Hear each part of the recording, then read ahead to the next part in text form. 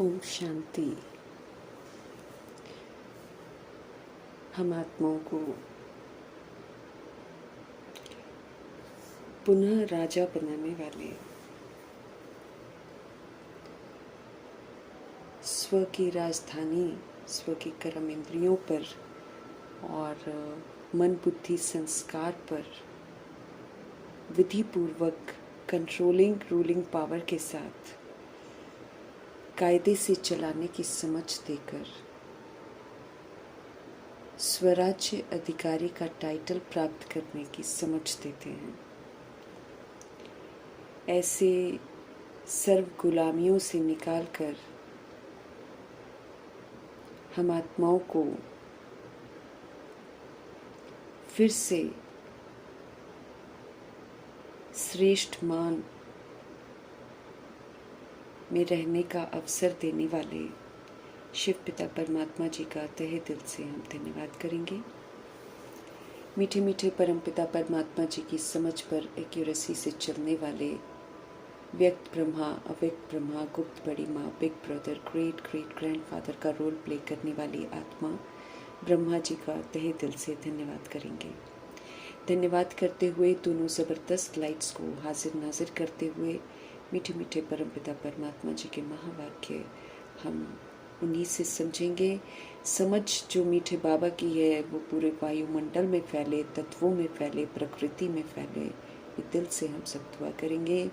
मीठे मीठे परम पिता परमात्मा जी की समझ यूनिवर्स में मौजूद सभी आत्माओं तक भी पहुँचे, ये भी हम दिल से दुआ करेंगे। उन आत्माओं तक पहुँचे जो इस समय वृद्ध शरीरों में हैं लेकिन दैहिक परिवारों में फंसी पड़ी हैं। ऐसी आत्माएं सशक्त बने, ऐसी आत्माओं का बुद्धि का योग परमात्मा के साथ लगे। मीठे मीठे बाबा की मीठी मीठी समझ उनके बुद्धि पर दस्तक दे। वो आत्माएं परमात्मा से जुड़कर अपने जीवन को सफल करें, ये दिल से हम सब दुआ करेंगे। मीठे परमात्मा जी की समझ उन आत्माओं तक पहुँचे जो इस समय हमारे साथ नकारात्मकता से जुड़ी हुई हैं। सभी का बुद्धि का योग हम आत्माओं से हट जाए और सत्य परम पिता परमात्मा जी के साथ लग जाए, दिल से दुआ करेंगे। मीठे परमात्मा जी की मीठी समझ उन आत्माओं तक पहुँचे जो हम आत्माओं के साथ लौकिक में कनेक्टेड हैं। उन आत्माओं का बुद्धि का योग भी हम आत्माओं से हटे और सत्य परम पिता परमात्मा जी के साथ लगे।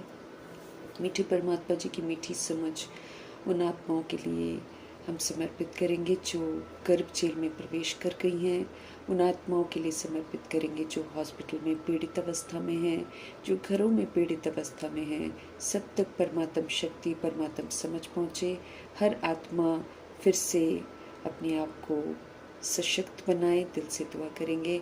मीठे परमात्मा की मीठी मुरली की समझ उन आत्माओं तक पहुँचे जो प्राकृतिक आपदाओं के शिकार हैं, जो दैहिक हिंसाओं के शिकार हैं, जो माया के प्रकोप के कारण अलबेली बन गई हैं या तंत्र मंत्र के प्रकोप के कारण अलबेली बन गई हैं। उन आत्माओं तक मीठे बाबा की समझ पहुँचे जो वाम मार्ग में चली गई हैं और जो वाम मार्ग में जाने की तैयारी कर रही हैं। उन आत्माओं तक मीठे बाबा की समझ पहुँचे जो कुमार कुमारियों के शरीरों में हैं, जो छोटे शरीरों में विराजमान हैं। उन आत्माओं के लिए प्रभु जी की समझ पहुँचे जो अपनी संस्था बनाकर बैठी हैं, खुद भी गुमराह हैं, औरों को भी गुमराह कर रही हैं। भिन्न भिन्न सत्ताओं के प्रति, भिन्न भिन्न वर्गों के प्रति, भिन्न भिन्न जाति मठ पंथों के आधार पर जो बटी हुई आत्माएं हैं, सब तक मीठे बाबा जी की समझ पहुँचे। उन आत्माओं तक शिव बाबा की समझ पहुँचे जो वैश्याएं बन गई हैं, गणिकाएं बन गई हैं, देह के धंधे करती हैं, जो उन आत्माओं से ऐसे देह के धंधे करवाते हैं। उन आत्माओं तक मीठे बाबा की समझ पहुँचे। मीठे बाबा की समझ उन आत्माओं तक पहुँचे जो यादव कौरव यवन बनकर पाठ बजा रहे हैं, जो भूत प्रेत आत्मा बनकर भटक रही हैं रूहें। उन आत्माओं तक प्रभु जी की समझ पहुँचे जो तंत्र मंत्र रिद्धि सिद्धियों में घुसी हुई हैं, तांत्रिक बनी हुई हैं, अघौरी बनी हुई हैं। उन तमाम आत्माओं तक प्रभु जी की समझ पहुँचे। मीठे परमात्मा जी की समझ उन आत्माओं के प्रति पहुँचे जो इस समय शैतानों की पूजा कर रही हैं और शैतानी हरकतें कर रही हैं। उन आत्माओं तक प्रभु जी की समझ पहुँचे जो अंग तस्करियाँ कर रहे हैं और उन आत्माओं तक पहुँचे जो तरह तरह के नशे कर रहे हैं और नशे करवा रही हैं आत्माएं। सभी आत्माओं तक बाबा की समझ पहुँचे, उन आत्माओं तक बाबा की समझ पहुँचे जहाँ अभी तक पहुँची ही नहीं है, या फिर आत्माएं सुनना ही नहीं पसंद करती हैं। सभी में बेहद का वैराग आए, हर आत्मा सत्य परमात्मा को पहचाने, हर आत्मा सत्य परमात्मा को याद करे। इस दिल से हम सब दुआ करेंगे, अपने लिए भी दुआ करेंगे। मीठे परमात्मा की मीठी समझ जो है हम आत्माओं के चित्त पर हमेशा इमर्ज रहें, ताकि हम उनके दिए हुए होमवर्क को इस वर्ष में पूरा कर लें। जो थोड़ा सा मार्जिन हमको मिला है, उस थोड़े से मार्जिन में हम अपना भी कल्याण करें, तो अन्य आत्माओं के कल्याण के भी निमित्त बने। इन्हीं दुआओं के साथ हम देखेंगे आज हमारे परमपिता परमात्मा हम आत्माओं को किस विधि से स्वराज्य अधिकारी बना रहे हैं। मीठे मीठे बाबा बोले, मीठे बच्चे, तुम इस समय बाप के साथ सेवा में मददगार बने हो, इसलिए तुम्हारा सिमरन होता है, पूजन नहीं होता है। क्यों? क्योंकि तुम्हारे शरीर अपवित्र हैं। अब जैसे ब्रह्मा जी हैं, सरस्वती जी हैं और दादियाँ हैं, है ना, तो पूजन नहीं होता है। ये तो थोड़ा सा वही है कि कुछ भगत आत्माएं बनते हैं तो बाबा के घर में कुछ ऐसा हो जाता है। जैसे जनक दादी जाती थी तो लोग मना सेंटर्स पर ही माता के भजन लगाते थे और फिर आरती उतारते थे, तो ऐसा करते हैं।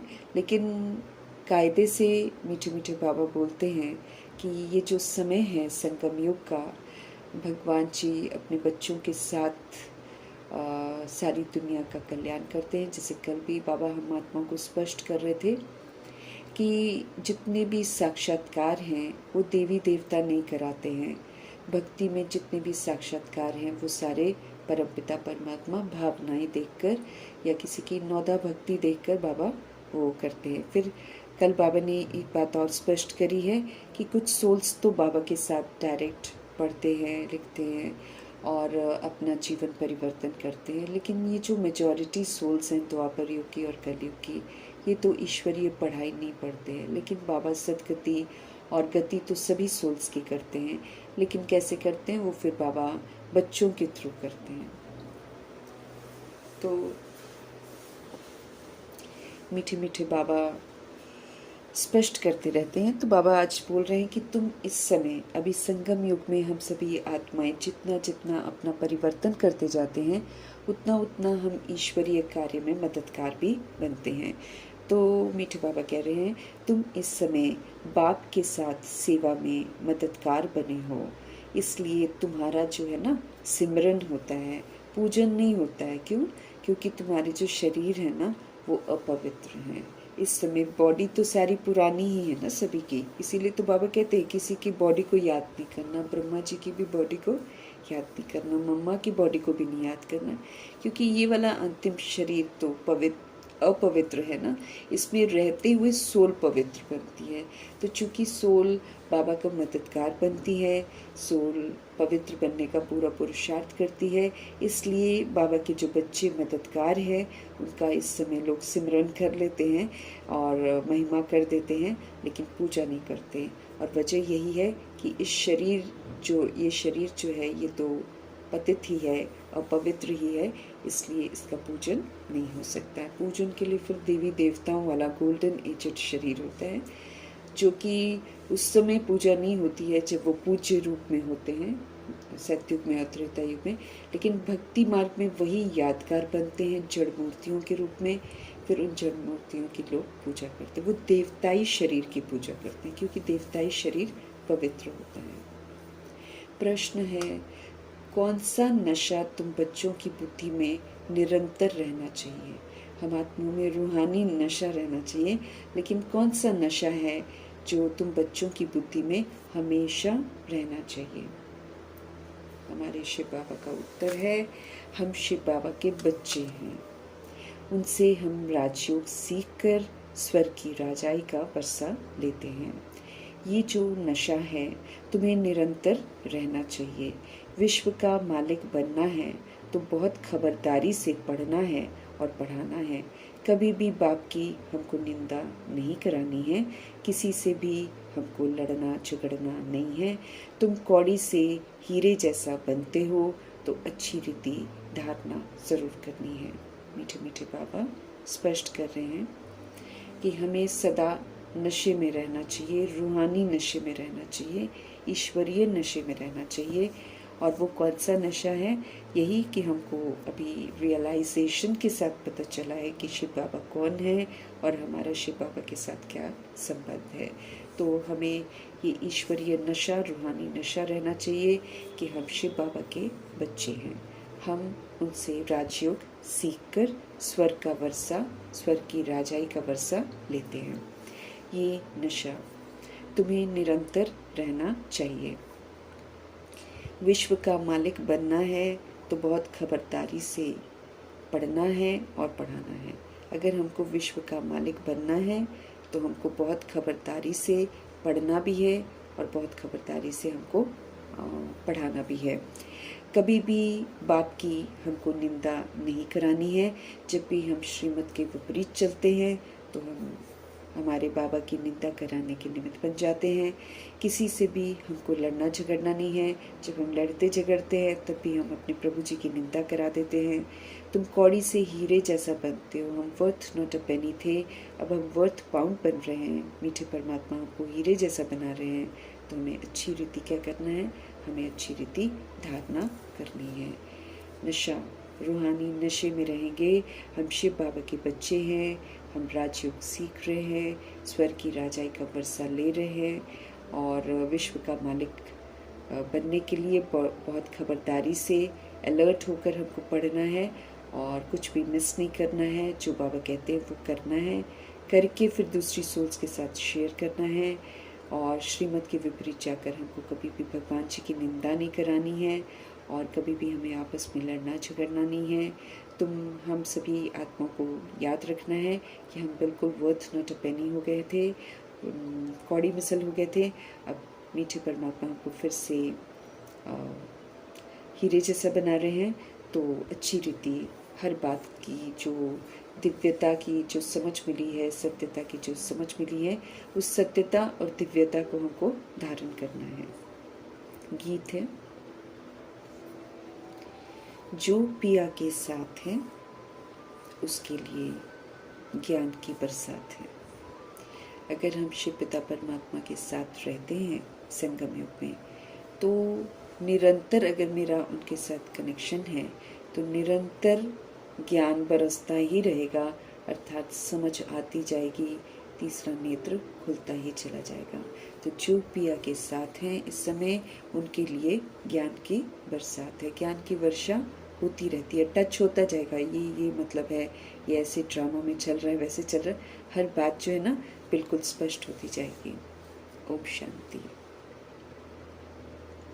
बच्चों ने समझा, जो बाप के साथ है वो बाप दादा के साथ है। अभी तो डबल है ना, अव्यक्त ब्रह्मा भी हैं और शिव बाबा भी हैं, और ये तो साकार मुरली है। तो यहाँ पर प्रजापिता भी थे और रथ भी बने हुए थे और शिव बाबा भी थे। तो बच्चों ने समझा है कि जो बाप के साथ है वो बाप दादा के साथ है। अभी तो डबल है ना, ये अच्छी तरह समझाया जाता है। ब्रह्मा द्वारा परमपिता परमात्मा शिव स्थापना कैसे करेंगे? ब्रह्मा के द्वारा परमपिता परमात्मा शिव स्थापना कैसे करेंगे? वो तो जानते नहीं है, वो तो जानते नहीं है। तुम बच्चे ही जानते हो, उनको अपना शरीर है नहीं, है ना। अच्छी तरह समझाया जाता है कि ब्रह्मा के द्वारा परमपिता परमात्मा शिव जो है स्थापना कैसे करेंगे, ये हमको अभी समझ मिलती है। वो तो जानते नहीं है, तुम बच्चे ही जानते हो, उनको अपना शरीर नहीं है। हमारे शिव बाबा को अपना शरीर नहीं है, श्री कृष्ण को तो अपना शरीर है। ऐसे तो कहा नहीं जा सकता कि परमात्मा श्री कृष्ण के शरीर द्वारा मुरली सुनाते हैं, ऐसा तो नहीं कहा जा सकता। कृष्ण तो सत्युग का प्रिंस है, शिव बाबा कहते हैं। परमपिता परमात्मा ब्रह्मा के द्वारा स्थापना कराते हैं, तो फिर जरूर ब्रह्मा में प्रवेश तो करना पड़ेगा ना।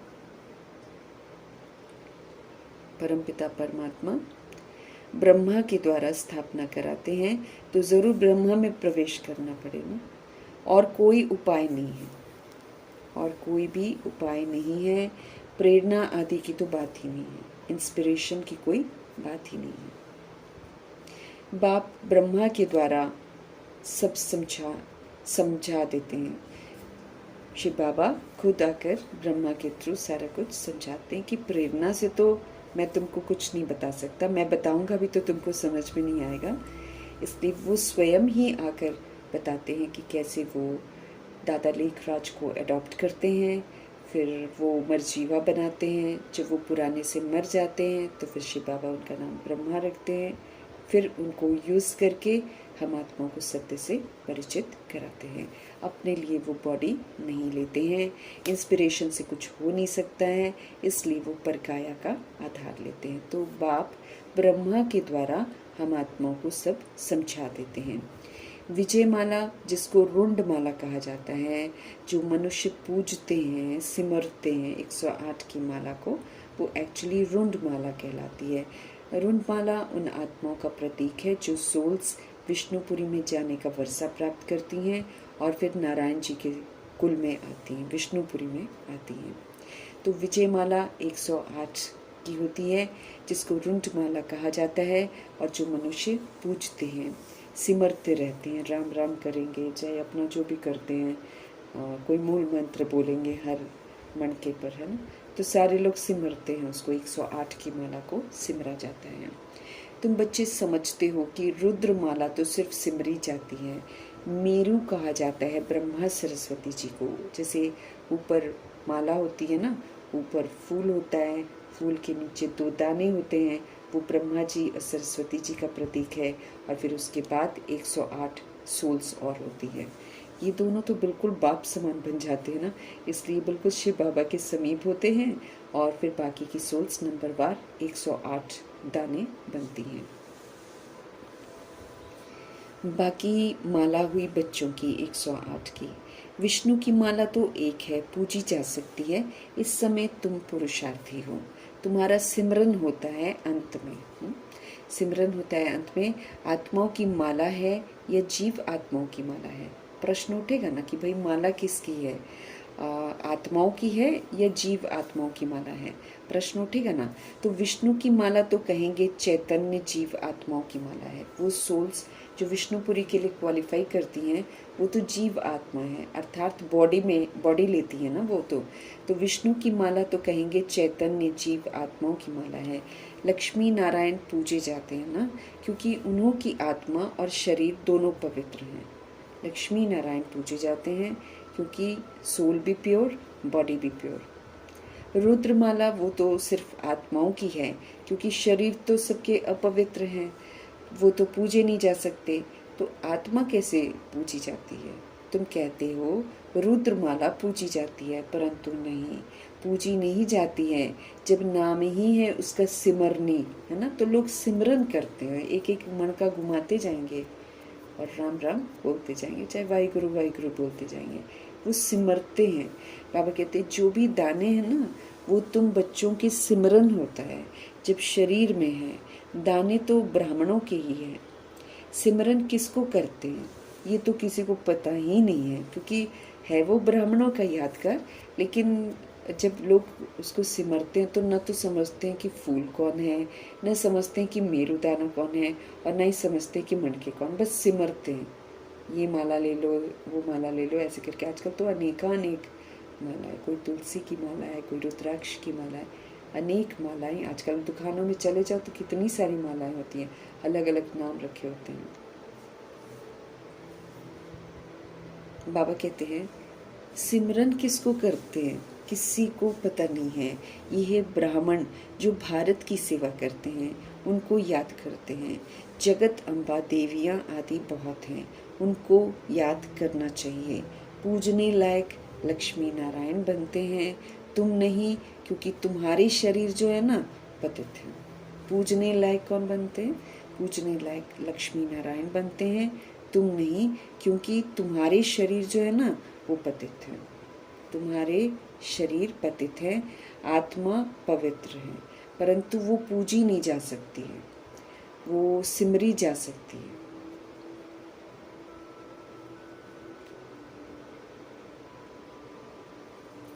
पूजने लायक लक्ष्मी नारायण बनते हैं, तुम नहीं, क्योंकि तुम्हारे शरीर जो है ना वो पतित है। आत्मा पवित्र है, परंतु वो पूजी नहीं जा सकती है, वो सिमरी जा सकती है। कोई भी तुमसे पूछे तो समझा हुआ होना चाहिए। तुम हो ब्राह्मणिया।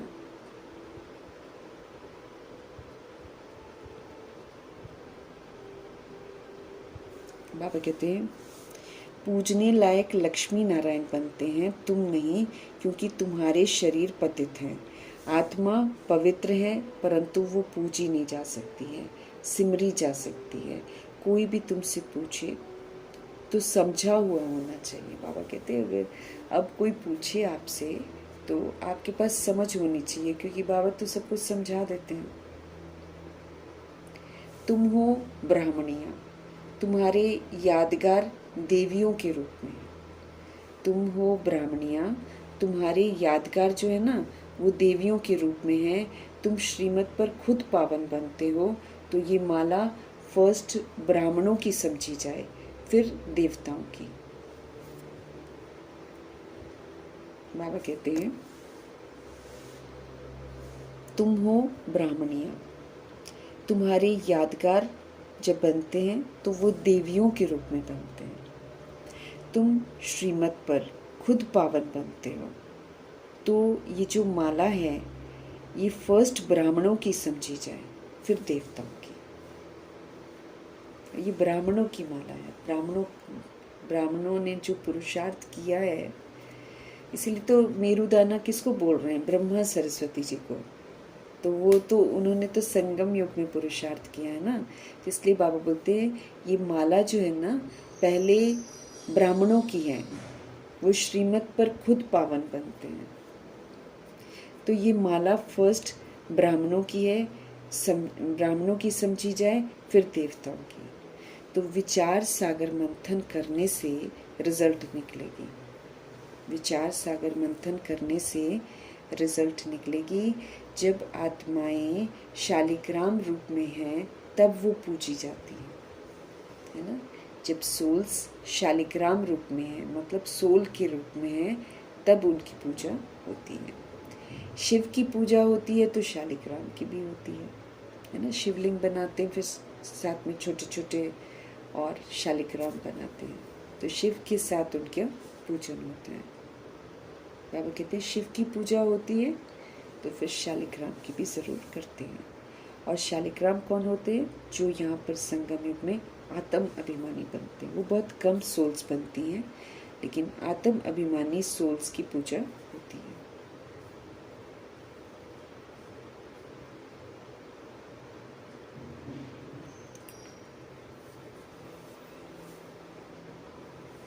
सिमरन सिर्फ तुम्हारा किया जाता है। क्यों?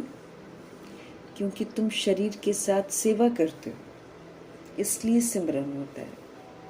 जो बाबा के साथ वफादारी के साथ अपने आप को परिवर्तन करते हैं और फिर बाबा के कार्य में, ईश्वरीय कार्य में मददगार बनते हैं, तो बाबा कहते हैं फिर सिमरन होता है। तो सिमरन सिर्फ तुम्हारा किया जाता है। क्यों? क्योंकि तुम शरीर के साथ सेवा करते हो। तुम्हारी पूजा नहीं हो सकती है, तुम्हारी पूजा नहीं हो सकती है। फिर जब शरीर छोड़ते हो ना, तो तुम भी शिव के साथ पूजे जाते हो। जब शरीर छोड़ते हो तो वो फिर शालिग्राम यानी कि सोल जो है उसकी भी पूजा शिव के साथ होती है। विचार किया जाता है ना, तुम इस समय ब्राह्मण हो। शिव बाबा भी ब्रह्मा में आते हैं, तो ब्रह्मा भी साकार में है। शिव बाबा भी किस में आते हैं? ब्रह्मा में आते हैं, तो ब्रह्मा भी साकार में है। तुम मेहनत करते हो।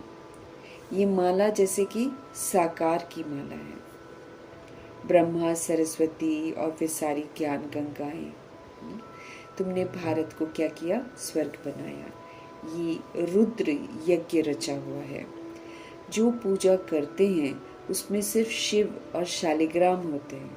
पूजा वगैरह जो लोग करते हैं वहाँ पर आप देखेंगे तो शिव होते हैं और फिर साथ में शालिग्रामों की पूजा होती है।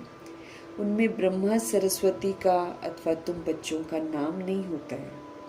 उनमें शालिग्राम बोलेंगे, लेकिन बाबा कहते हैं उसमें उनमें ब्रह्मा सरस्वती का अथवा तुम बच्चों का नाम नहीं होता है। नाम नहीं है। यहाँ तो सबका नाम है। तुम्हारा सिमरन करते हैं कौन कौन ज्ञान गंगाएं थी, है ना। जैसे प्रकाश मणि दादी को बोलेंगे, चाहे सरस्वती माँ को बोलेंगे, चाहे गुलजार दादी को महिमा करते हैं ना। तो बाबा कहते तुम्हारा सिमरन करते हैं, यहाँ तो सबका नाम है। तुम्हारा सिमरन करते हैं कौन कौन ज्ञान गंगाएं थी, वो तो है शिव बाबा, तो ज्ञान का सागर है। ये है ब्रह्मपुत्र, सबसे बड़ी नदी है ना।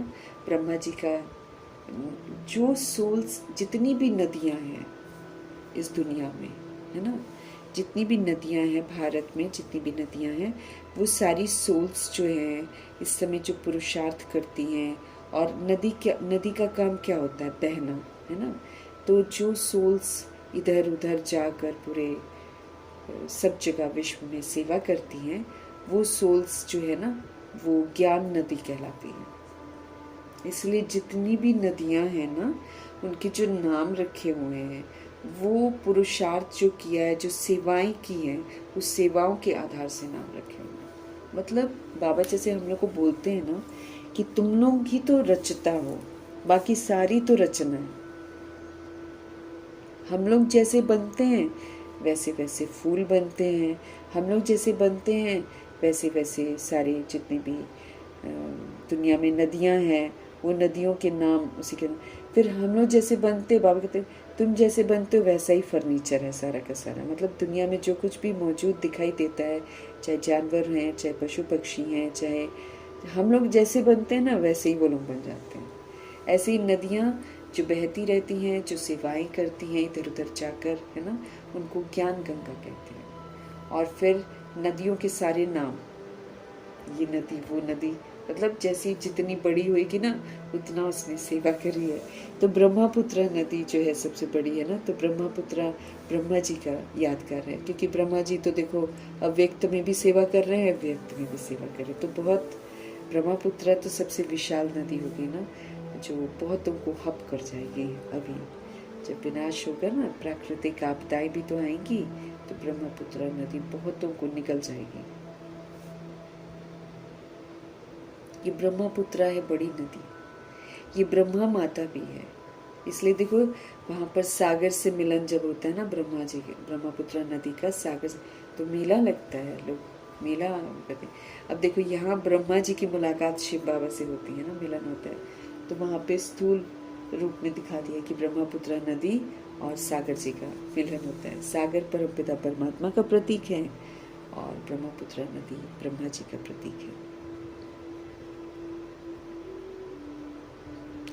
ये है ब्रह्मपुत्र बड़ी नदी, ये ब्रह्मा माता भी है। सागर एक है, बाकी गंगाएं तो किस्म किस्म की अनेक प्रकार की होती हैं। सागर तो एक है, बाबा कहते हैं सागर एक है, बाकी गंगाएं तो किस्म किस्म की अनेक प्रकार की होती हैं ना।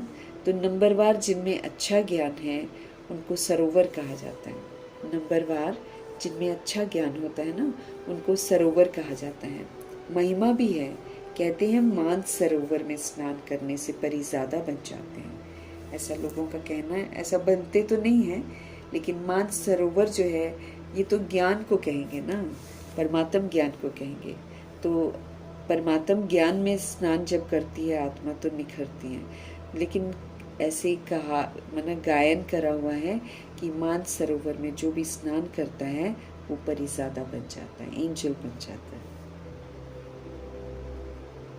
तो तुम्हारी जो माला है ना, बाबा कहते वो सिमरी जाती है, सिमरनी कहते हैं उसको। सिमरन करो, वो तो सिर्फ राम राम कहते हैं, परंतु तुम जानते हो सिमरन किसका होगा। सिमरन करो, वो तो सिर्फ राम राम कहते हैं, परंतु तुम जानते हो कि सिमरन किसका होगा। जो जास्ती सर्विस करते हैं उनका सिमरन होता है।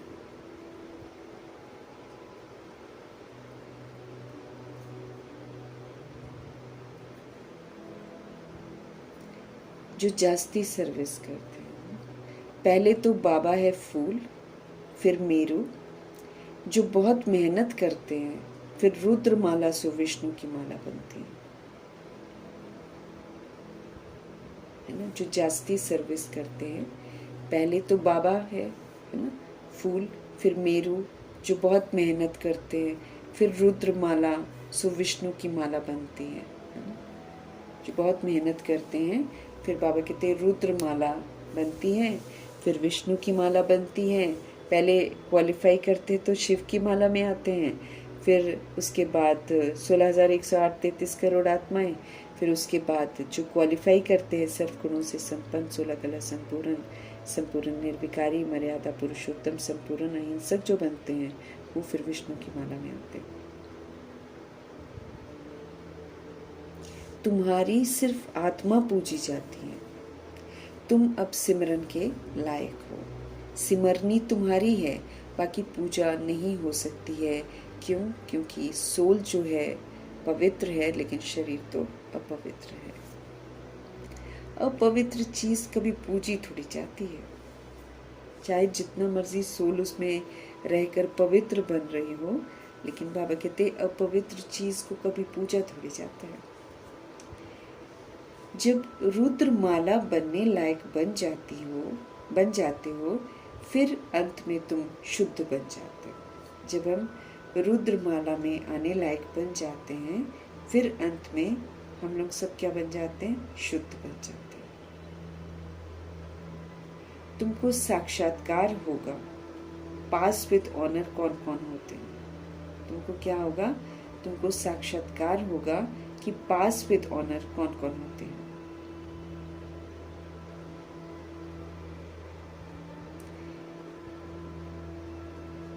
सर्विस करने से नामाचार बहुत हो जाता है। जो सेवा करते फिर उनका नाम हो जाता है। मालूम पड़ता जाएगा कि विजय माला में नंबरवार कौन कौन आएगा। ये बातें बड़ी गुह्य हैं, पता चलते जाएगा ना। जैसे जैसे आचरण में परिवर्तन आता जाएगा, जैसे जैसे आत्मा जो है अपने मन बुद्धि पर कंट्रोलिंग पावर उसका आ जाएगा, रूलिंग पावर आ जाएगा, जो स्वराज्य अधिकारी बन जाएगी, है ना। वहाँ से पता चल जाएगा कि हाँ ये विजय माला में आने लायक है। तो मालूम पड़ता जाएगा, बाबा कहते हैं मालूम पड़ता जाएगा कि विजय माला में नंबरवार कौन कौन आएगा। ये बातें बड़ी गुह्य हैं, बहुत गहरी बातें हैं। मनुष्य तो सिर्फ राम राम कहते हैं। मनुष्य जो है ना वो तो सिर्फ राम राम कहते हैं। क्रिश्चियन लोग क्राइस्ट को याद करते हैं। जो क्रिश्चियन होते हैं वो लोग क्राइस्ट को याद करते हैं। माला किसकी होगी? गॉड तो एक है, बाकी जो पास बैठे हैं उनकी माला बनती होगी। बाबा कहते दुनिया में मनुष्य वो तो सिर्फ राम राम कहते हैं। क्रिश्चियन लोग क्राइस्ट को याद करते हैं। माला किसकी होगी? गॉड तो एक ही है ना, बाकी जो पास बैठे हैं उनकी माला बनती होगी। इस माला को तुम अभी सिर्फ समझ सकते हो। इस माला को तुम अभी सिर्फ समझ सकते हो। अपने आदि सनातन देवी देवता धर्म वाले ही नहीं समझ सकते तो और कैसे समझेंगे? बाबा कह रहे हैं गॉड तो एक है, बाकी जो पास बैठे हैं उनकी तो माला बनती होगी ना। इस माला को तुम अभी सिर्फ समझ सकते हो। अपने आदि सनातन देवी देवता धर्म वाले ही नहीं समझ सकते हैं तो फिर और कैसे समझेंगे? सबको पतित से पावन बनाने वाला तो एक ही शिव बाबा है। सबको पतित से पावन बनाने वाला तो एक ही शिव बाबा है। क्राइस्ट के लिए ऐसे नहीं कहेंगे कि वो पतित को पावन बनाने वाला है, किसी को भी नहीं कह सकते ना, गुरु नानक जी को भी नहीं कह सकते और क्राइस्ट को भी नहीं कह सकते, और भी किसी को हम लोग नहीं कह सकते कि ये पतित को पावन बनाने वाला है। उनको जन्म मरण में आकर नीचे तो उतरना ही है। क्राइस्ट के लिए ऐसे नहीं कहेंगे कि वो पतित को पावन बनाने वाला है, उनको तो जन्म मरण में आकर नीचे उतरना ही है। वास्तव में उनको गुरु भी नहीं कहेंगे, क्योंकि सर्व का सद्गति दाता तो एक ही बाप है ना। वास्तव में उनको गुरु भी नहीं कहेंगे, क्योंकि सर्व का सद्गति दाता तो एक ही बाप है। सो तो जब अंत हो ना, झाड़ जड़ी भूत हो, तब बाप आकर सबको सद्गति देते हैं।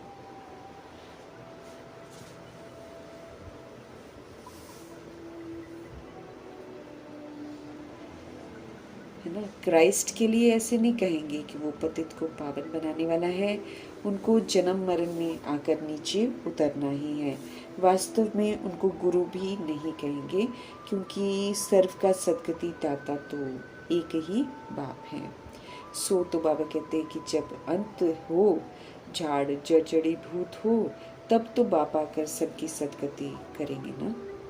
आत्मा ऊपर से आती है धर्म की स्थापना करने के लिए। आत्मा ऊपर से आती है, क्या करने आती है? धर्म की स्थापना करने, जो क्राइस्ट की आती है या इब्राहिम की आती है ना। तो धर्म ये लोग अपने अपनी समझ के अनुसार जो भगवान को लेकर अपना डेफिनेशन देते हैं, वो जितनी आत्मा में शक्ति होती है, जितना वो मधुबन में जाकर कैच करती है, उतना वो आत्मा को बताती है। इसलिए सब बट जाते हैं, क्योंकि एग्जैक्ट कोई बता ही नहीं पाता है। बाबा कहते हैं अंत दाता एक ही बाप है, सदगति दाता जो है ना वो एक ही बाप है। सो तो जब अंत हो ना, झाड़ चढ़चढ़ी भूत हो, तब बाप आकर सबको सदगति देते हैं। आत्मा ऊपर से आती है, क्या करने? धर्म की स्थापना करने। उनको तो जन्म मरण में आना है। सतगुरु तो एक ही है, वो सर्व का सदगति दाता है। सच्चा सतगुरु मनुष्य कोई तो हो नहीं सकता, है ना। वो तो सिर्फ आते ही हैं क्या करने के लिए? धर्म स्थापन करने के लिए। उनको उनके पिछाड़ी तो सब आने लगते हैं ना पाठ बजाने के लिए।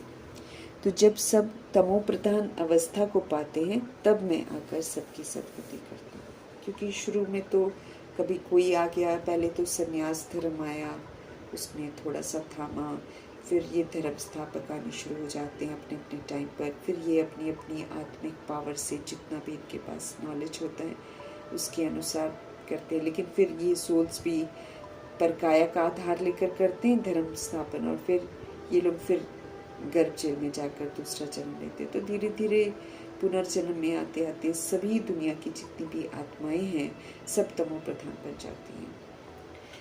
तो वो तो सिर्फ आते ही हैं धर्म स्थापन करने, उनकी पिछाड़ी सब आने लगते हैं पाठ बजाने के लिए।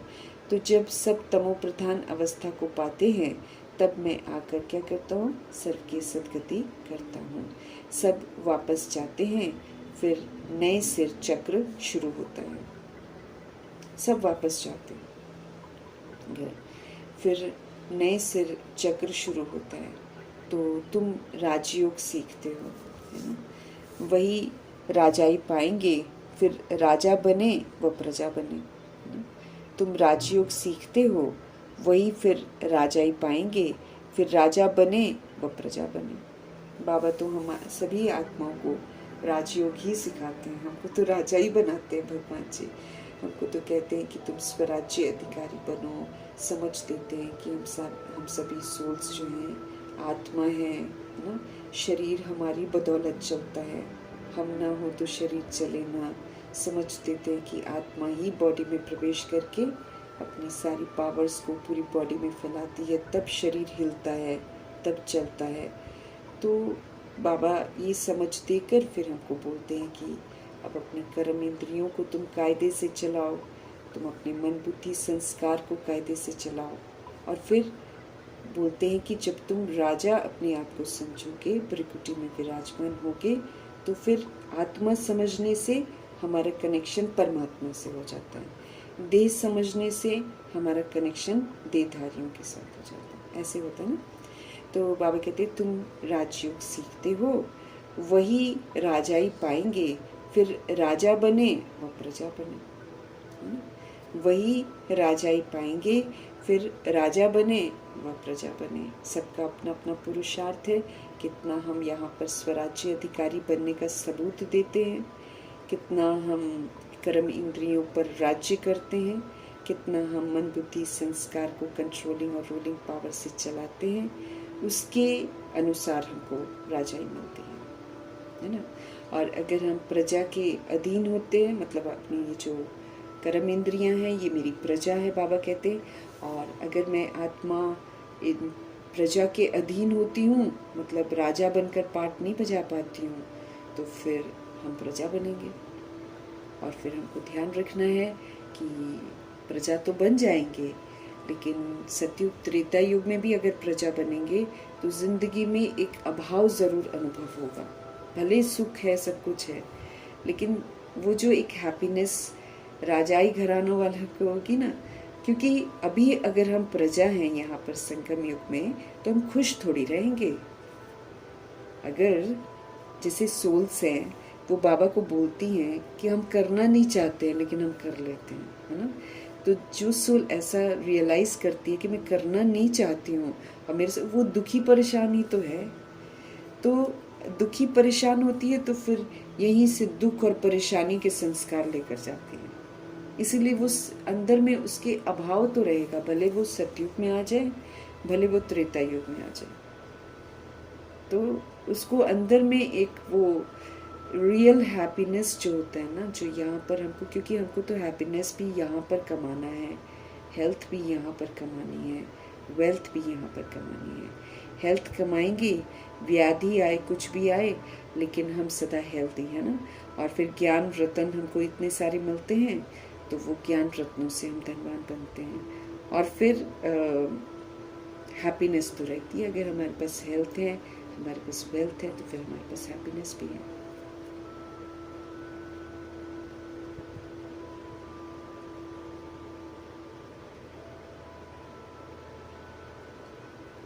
तो राजा जो बनती है ना सोल, यहाँ पर जो श्रीमत प्रमाण राजा बन जाती है, वो हैप्पी रहती है, वो हेल्दी भी रहती है, क्योंकि वो अपनी कर्म इंद्रियों से अपने कर्म भोग को चुप करती है, करवाती है, साक्षी होकर प्रभाव मुक्त रहते हुए वो अपने कर्म इंद्रियों से वो कर्म भोग को भुगवाती है, क्योंकि वो समझती है कि मैंने गलती करी थी ना, उसकी वजह से ये सारा कुछ हो रहा है। तो इसलिए क्यों क्या कैसे करती नहीं है, हाय हाय भी नहीं करती हैं, बाबा की याद में रहकर राजा बनकर प्रभाव मुक्त रहते हुए उसको पार करते हैं। तो फिर बाबा की मदद मिलती है। जब हम उनके कहने अनुसार स्वराज्य अधिकारी बनकर अपना कर्म भोग चुक्त करते हैं ना, तो फिर शिव बाबा हमको मदद करते हैं।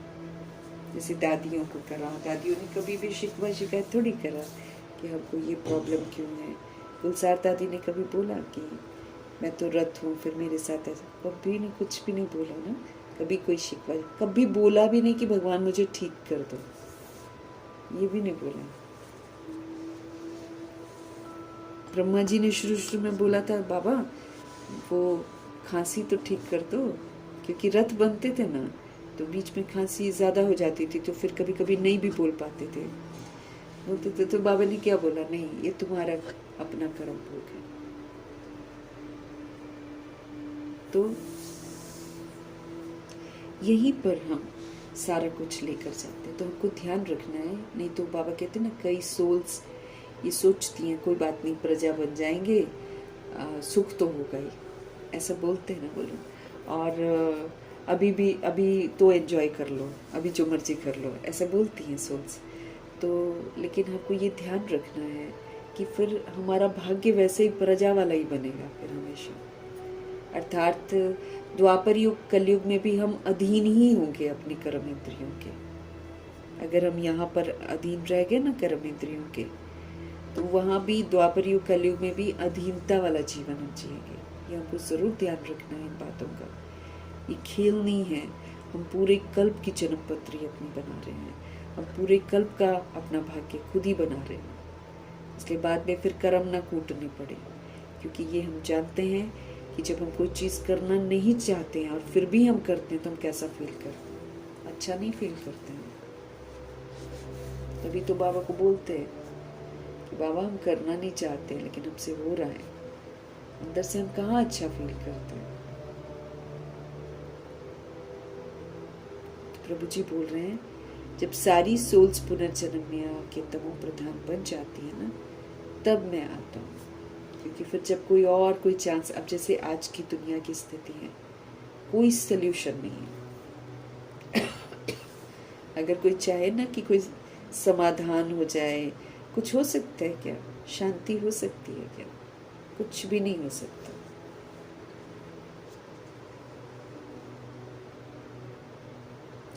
तो जब सब तमो प्रधान अवस्था को पाते हैं, तब मैं आकर सर्व का सदगति करता हूँ। सब वापस जाते हैं, फिर नए से चक्र शुरू होता है। सब वापस घर जाते हैं, फिर नए से पूरा चक्र शुरू होता है।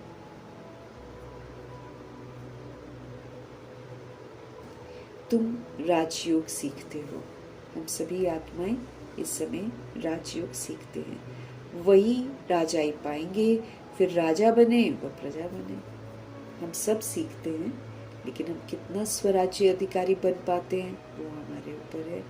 अगर हम नहीं बनते हैं तो फिर प्रजा में चले जाते हैं, दास दासी में चले जाते हैं। प्रजा तो बाबा कहते हैं ढेर बनती है।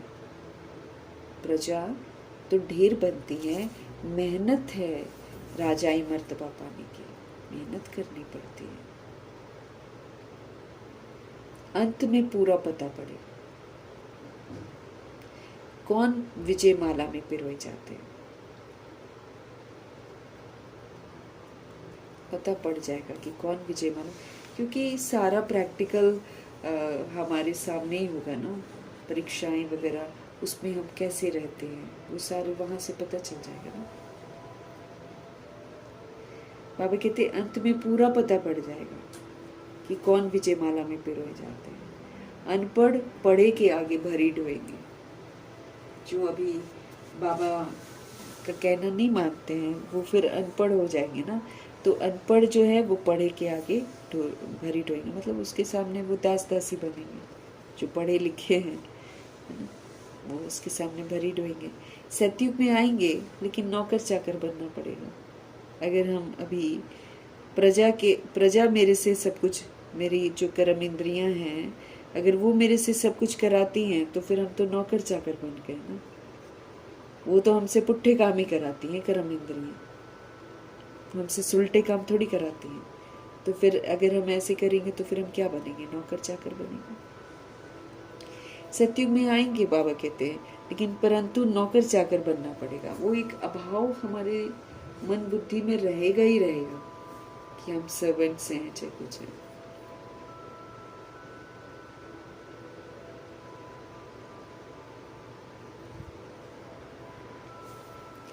ये सबको मालूम हो जाएगा। हाँ, हरकतें ऐसी करेंगे ना बाबा कहते हैं हम लोग जैसे अब पेपर आएंगे ना, 8 पेपर आएंगे। उस समय रोज ही आते हैं वैसे तो 8 पेपर, क्योंकि हमको फाइनल एग्जाम की तैयारी करा रहे हैं। तो उसमें हम कैसे बिहेव करते हैं ना, वो तय करेगा ना कि हम क्या करेंगे क्या नहीं।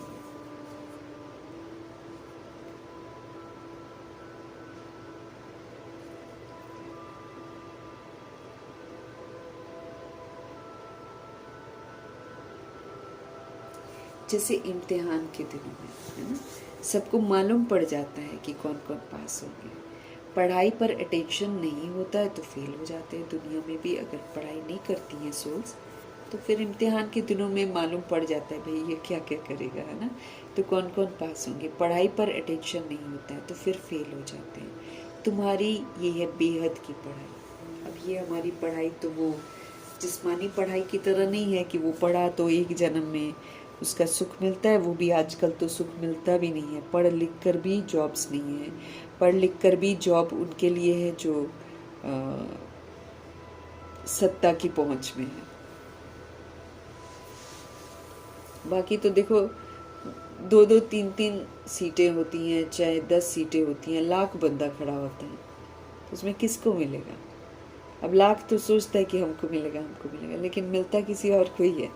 तो ये जो है दुनिया की पढ़ाई, यहाँ तो अब तो बिल्कुल ही भरोसा नहीं है किसी भी चीज़ का। ग्रेजुएशन करके भी सोल्स भटकती हैं कि क्या करें। अब कोई ऐसा कोर्स भी कर लेती हैं, वो कोर्स कहेगा 100% जॉब गारंटी है ना, इंसान लगा देता है 1-2 लाख रुपए, उसके बाद भी देखो तो वो घूमते हैं, उनको नहीं मिलता है। वैसे ही जॉब्स का अब तो अभाव होता चला जाएगा।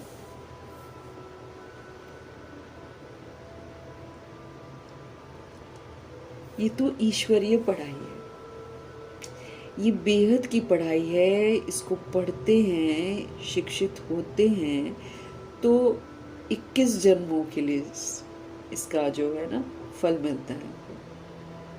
एक जन्म हम संगम युग में भी शिक्षित रहते हैं और 2500 वर्ष की राजधानी में भी भरपूर रहते हैं।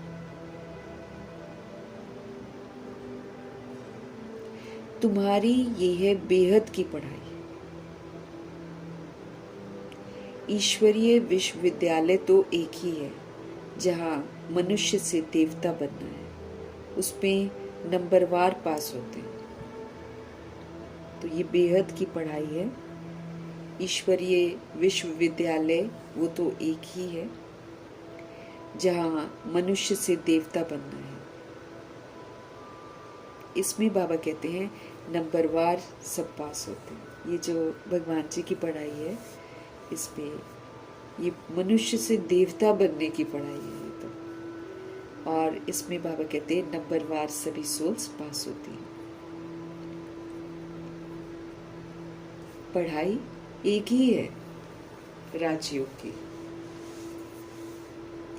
पढ़ाई एक ही है राजयोग की है। राजाई मर्तबा पाने में मेहनत है। पढ़ाई तो सबको एक जैसी बाबा पढ़ा रहे हैं, ब्रह्मा जी को, सरस्वती जी को, दादियों को, और हम सब सेम पढ़ाई पढ़ रहे हैं। एक ही राजयोग की पढ़ाई है सभी सोल्स के लिए। लेकिन राजयोग राजाई मर्तबा पाने के लिए है, राजाई घराने में जाने के लिए पढ़ाई है। लेकिन नंबरवार सोल्स जो है ये राजाई घराने का पुरुषार्थ करते हैं।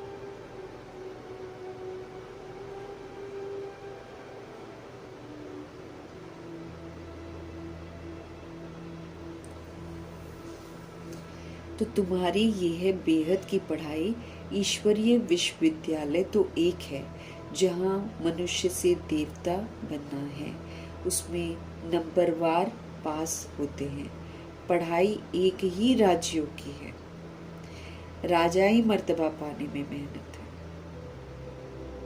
और सेवा भी करनी है ना। राजाई घराने में जाने की या वहां का मर्तबा पाने की मेहनत जरूर करनी पड़ती है और सेवा भी करनी है। राजा जो बनेंगे उनको फिर प्रजा भी बनानी पड़े। राजा जो बनेंगे उनको फिर अपनी प्रजा भी बनानी पड़े। अच्छी अच्छी बच्चियां बड़े बड़े सेंटर्स संभालती हैं, बड़ी प्रजा बनाती हैं।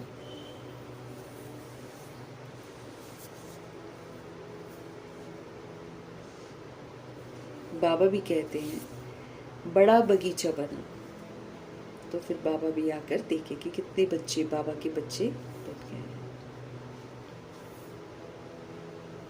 बाबा का बच्चा बनाना है सबको, तो तभी बाबा का बच्चा लोग बनेंगे ना। जब हमारे में धारणा होगी तभी तो बनेंगे लोग। जब हम सोल कॉन्शियस होकर सोल्स को बाबा का परिचय देंगे तभी तो वो बाबा के बच्चे बनेंगे। तो इस विधि से प्रजा बनानी होती है। अपना परिवर्तन करके खुद भगवान का बनकर फिर दूसरों को भगवान का बना सकते हैं।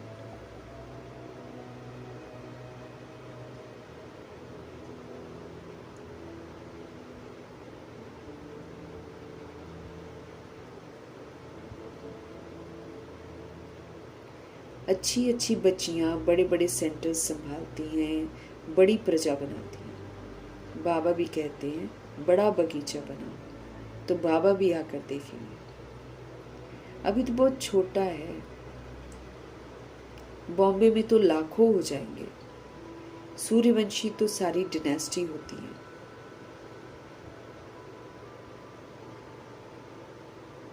सूर्यवंशी तो सारी डिनेस्टी होती है, तो ढेर हो जाएंगे।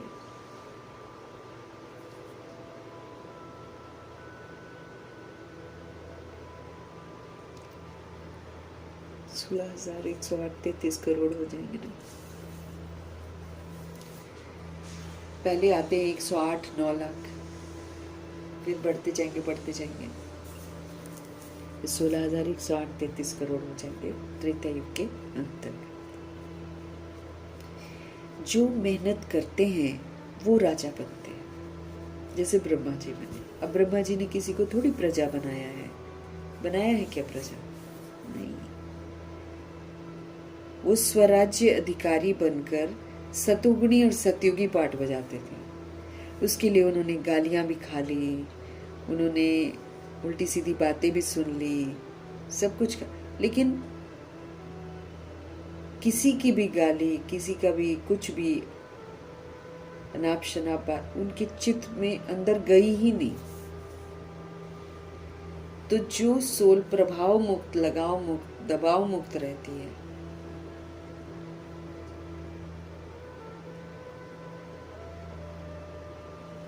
तो जो प्रभाव मुक्त, लगाव मुक्त, दबाव मुक्त होती है, वही तो राजा है।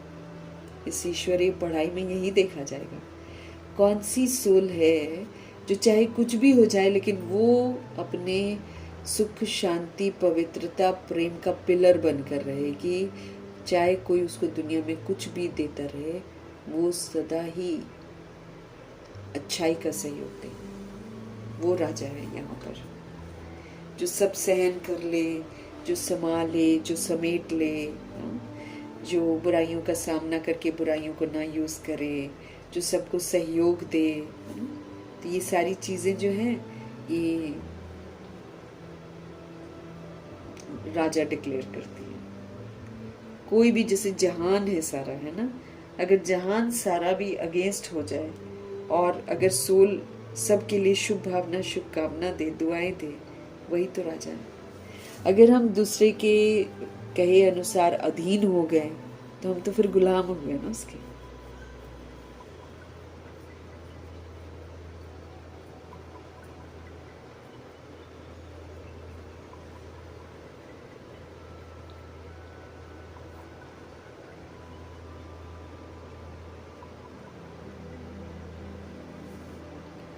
बाबा कहते हैं जो मेहनत करता है ना, अब इसमें मेहनत है, ऐसे इजी थोड़ी है कि सारा जहान कुछ भी बोलता रहे और हम एकदम प्रभाव मुक्त रहें या चला डोल रहे हैं किसी की बात। मेहनत तो करनी पड़ती है, मेहनत करनी पड़ती है। जो मेहनत करते हैं, आत्म अभिमानी बनते हैं, आत्मा के स्वधर्म में रहकर पाठ बजाते हैं, वही तो राजा बनते हैं। यहाँ पर राजा बनना है अपनी कर्म इंद्रियों का और मन बुद्धि संस्कार का।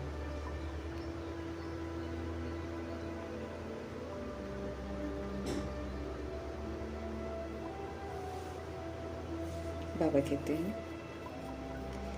जो मेहनत करते हैं वे राजा बनते हैं, बाकी तो प्रजा बनती जाएगी। बाबा कहते हैं गाया भी हुआ है, हे प्रभु तेरी सदगति की लीला। तुम कहते हो वाह बाबा, आपकी तो गतमत सचमुच न्यारी है ना।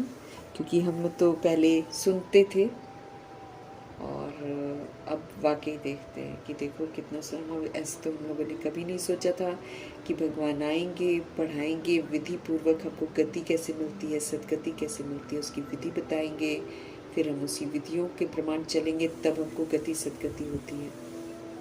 तो सारा भगवान जी से अभी हमको पता चलता है ना।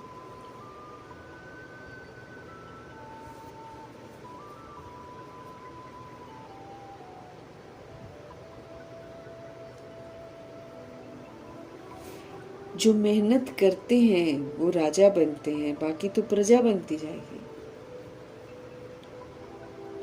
गाया भी हुआ है, हे प्रभु तेरी सदगति की लीला। तुम कहते हो वाह बाबा, आपकी तो गतमत न्यारी है। सर्व के सदगति करने की श्रीमत, ये तो सबसे न्यारी है।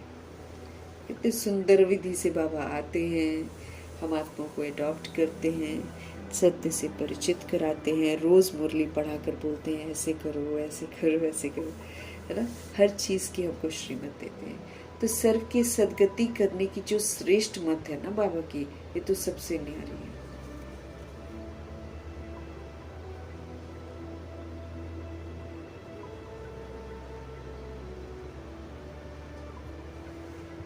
बाप साथ में ले जाते हैं,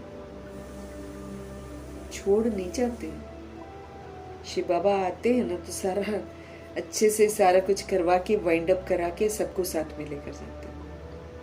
एक बार बाबा निकल जाते हैं ना तो इधर की सोल्स तो फिर अपना अपना सजा खाती है, फिर भागती है ऊपर, उसको दिखता है फिर कि मुझे ऊपर जाना है।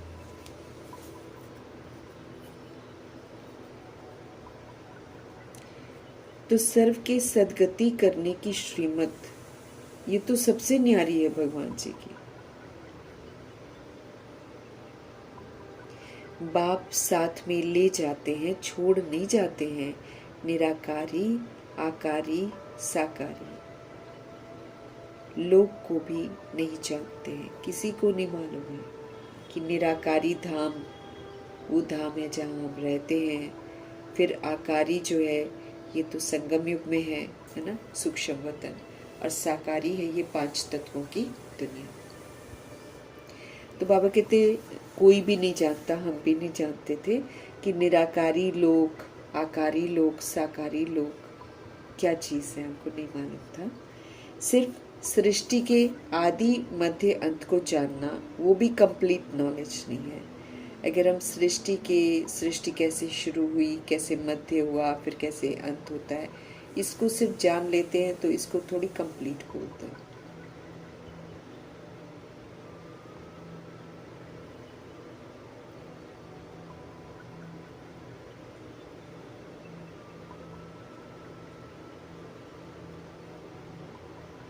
तो बाबा समझ देते हैं, सिर्फ अगर सृष्टि के आदि मध्य अंत को जान लिया तो वो कंप्लीट नॉलेज नहीं है। पहले तो मूल वतन को जानना पड़े, क्योंकि वो हम आत्माओं का घर है, वहीं से हम सब आते हैं नीचे। तो मूल वतन को जानना पड़े जहाँ हम आत्माएं रहती हैं। बस बाबा कहते इस सारे सृष्टि चक्र को जानने से फिर तुम यथार्थ रीति जब जान जाते हो तो तुम चक्रवर्ती राजा बनते हो। सिर्फ जानते मतलब जाना मतलब फिर उसके प्रमाण चलना। तो जब हम सभी सोल्स सारे सृष्टि चक्र को अच्छी रीति जान जाते हैं तो फिर हम अपना राइटियस पार्ट बजाते हैं और फिर से चक्रवर्ती राजा बनते हैं, पूरा चक्र लगाने वाला।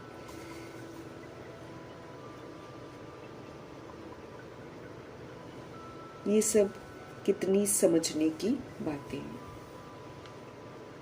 वो तो दुनिया में तो कह देते हैं शिव नाम रूप से न्यारा है, ऐसा कह देते हैं। बाबा कहते हैं चित्र भी बना हुआ है, चित्र भी बनाते हैं और फिर भी कह देते हैं कि वो तो नाम रूप से न्यारा है।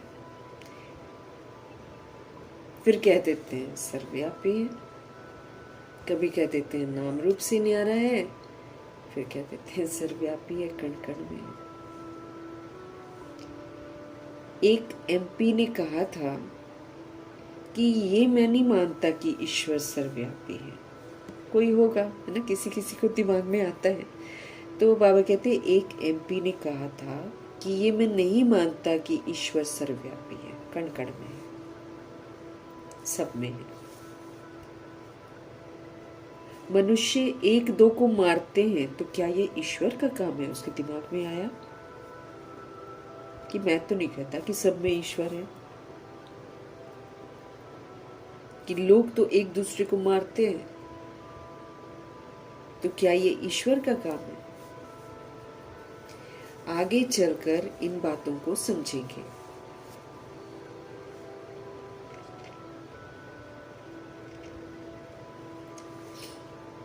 जब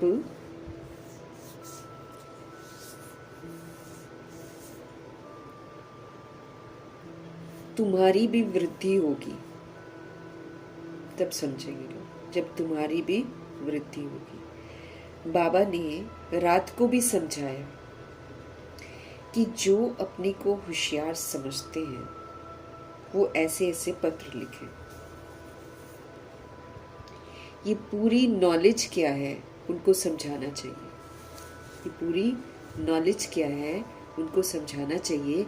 लिख सकते हो, हम पूरी नॉलेज दे सकते हैं।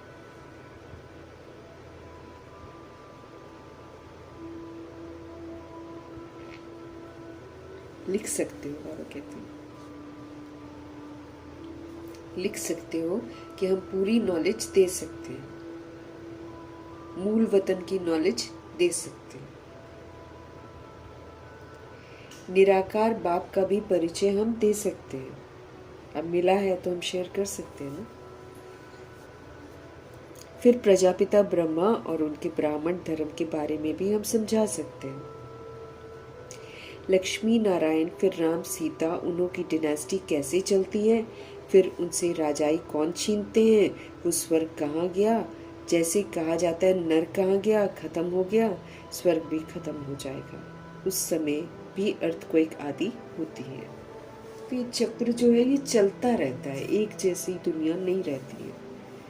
अगर स्वर्ग आता है तो वो भी चला जाता है 1250 वर्ष के बाद, और फिर सेमी स्वर्ग भी, फिर द्वापर भी, फिर कलयुग भी, ऐसे ही होता है। बाबा कहते हैं चक्र तो लगता ही रहता है। जैसे कहा जाता है ना नर कहाँ गया, तो कहेगा खत्म हो गया, तो स्वर्ग भी खत्म हो जाएगा, उस समय भी अर्थक्वेक बाबा कहते आदि होती है। वो हीरे जवाहरात के महल आदि ऐसे चले गए जो कोई निकाल ही न सके। देखो सृष्टि को कैसे अपवित्रता बिल्कुल पसंद नहीं है। और देखो सिर्फ बॉडी का आंख देखना भी इस सृष्टि को पसंद नहीं है, बाकी तो बात ही छोड़ दो। देवताओं के लिए बहुत वो है, कंडीशंस बहुत जबरदस्त। तभी तो शुरू में सोल्स जो है पुरुषार्थ जो करवाया है शुरू में बाबा ने, वो बहुत स्ट्रिक्ट था पुरुषार्थ। उन्होंने 14 वर्ष भ्रिकुटी में देखने का ही अभ्यास किया है,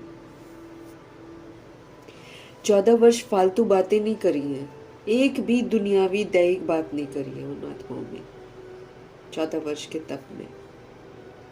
तो देखो क्या बोल रहे हैं भगवान की, थोड़ा सा आंख ही तो देखी है, आंख को ही तो देखकर बोला है कि सुंदर है, या मन ही मन में बोला है, दूसरे को बोला भी नहीं है, मन ही मन में, जैसे मन में आ गया कि आंखें सुंदर है, मतलब भ्रिकुटी से नजर उतरकर आंखों तक आई, बस उसी में तो बाबा कह रहे हैं ऐसी अर्थक्वेक होती है जो हीरे जवाहरात के जो महल होते हैं ऐसे चले गए कि कोई उसको निकाल ही नहीं सकता। ये सृष्टि हक नहीं देती है सोने चांदी के महलों में रहने की, अगर हम किसी के बॉडी की आंख को भी देखते हैं। बाकी तो छोड़ ही। इसलिए बाबा जो है ना हमको समझ देते हैं कि ये जब हम पुरुषार्थ करते हैं ना, तो पुरुषार्थ करते करते हम उस लेवल तक आ जाएं जहाँ पर हमारी नज़र जो है ना भ्रिकुटी में टिक जाए।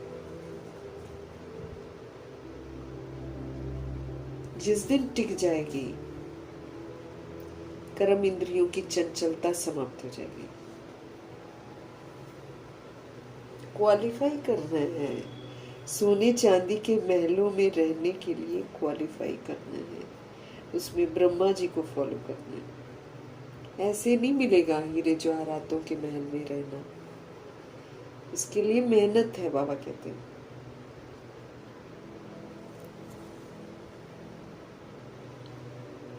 भूकंप आता है, सृष्टि को पसंद नहीं है। अभी तो सृष्टि रुकी हुई है, क्यों? क्योंकि प्रभु जी अभी भी थोड़ा सा कनेक्टेड है हम लोग के साथ। ये चले गए ना, तो फिर उसके बाद प्रकृति दिखाएगी सबको अपना रूप।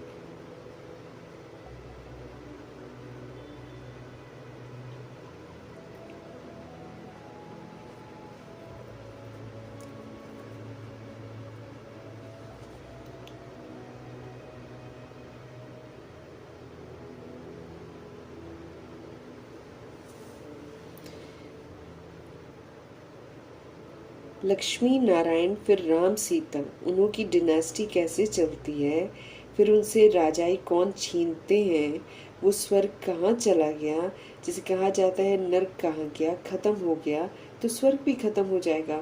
उस समय भी अर्थक्वेक आदि आते हैं।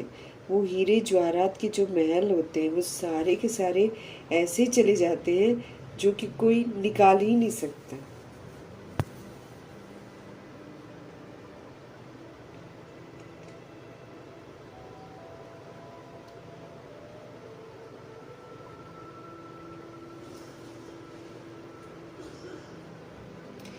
सोने हीरे जवाहरात के महल कभी नीचे से निकले ही नहीं है। हाँ। सोमनाथ आदि का मंदिर तो बाद में बना है, उनसे तो उन्हों के घर ऊंचे होंगे ना। लक्ष्मी नारायण का घर कैसा होगा, वो सारी मिल्कियत कहाँ चली गई। ऐसी ऐसी बातें जब विद्वान सुनेंगे ना तो वंडर खाएंगे। तो इन्हों की नॉलेज तो बड़ी जबरदस्त है।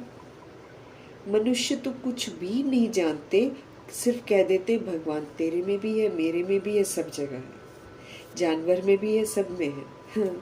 वो तो ये भी बोल देते हैं कितने 24 अवतार बना देते हैं। कच्छ अवतार, मच्छ अवतार, मछली है भगवान, भगवान मछली बनकर आते हैं, भगवान कछुआ बनकर आते हैं। पूरा अंधविश्वास सबकी बुद्धि में घुसा दिया है। तो सारी मिल्कियत कहाँ गई। ऐसी ऐसी बातें जब विद्वान सुनेंगे तो वंडर खाएंगे। तो इन्हों की तो नॉलेज बड़ी जबरदस्त है। मनुष्य तो कुछ भी नहीं जानते, सिर्फ सर्वव्यापी कह देते हैं।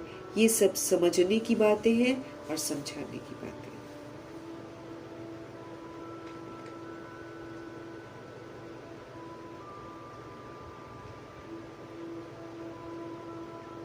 तुमको धन मिलता है, फिर दान करना है ना। तुमको धन मिलता है, फिर दान करना है। बाबा तुमको देते जाते हैं, तुम भी देते जाओ।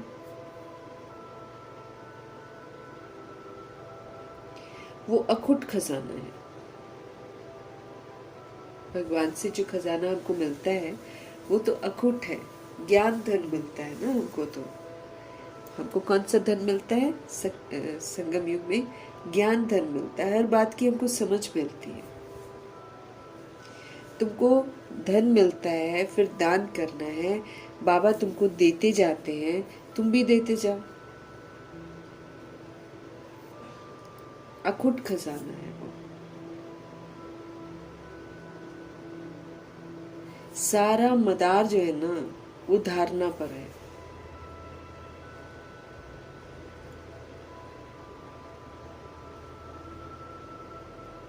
तो अखुट खजाना है। सारा मदार किस पर है? धारणा पर है। कितना हम धारण करते हैं ना।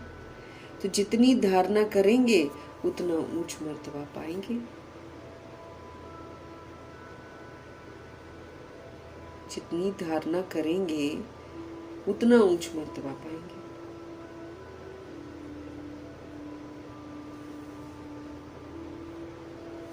ख्याल करो, कहाँ कौड़ी और कहाँ हीरा।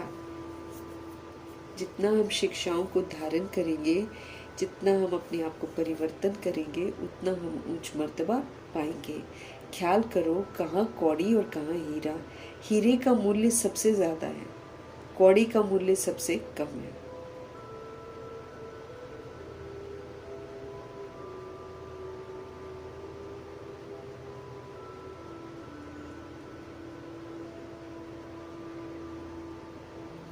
अभी तुम कौड़ी से हीरा बनते हो।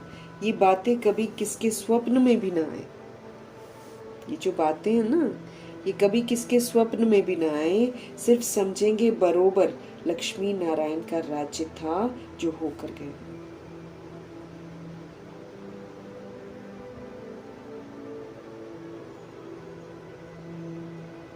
तो ये जो बातें हैं ना, ये कभी किसके स्वप्न में भी ना आए। सिर्फ समझेंगे बरोबर लक्ष्मी नारायण का राज्य था जो होकर गए हैं। सिर्फ समझेंगे बरोबर लक्ष्मी नारायण का राज्य था जो होकर गए हैं। बाकी ये राज्य कब किसने दिया कुछ नहीं जानते।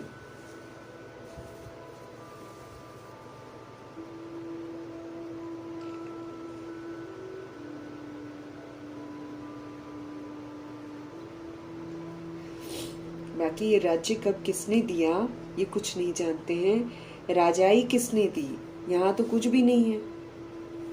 राजयोग से स्वर्ग की राजाई मिलती है, राजयोग से मिलती है ना।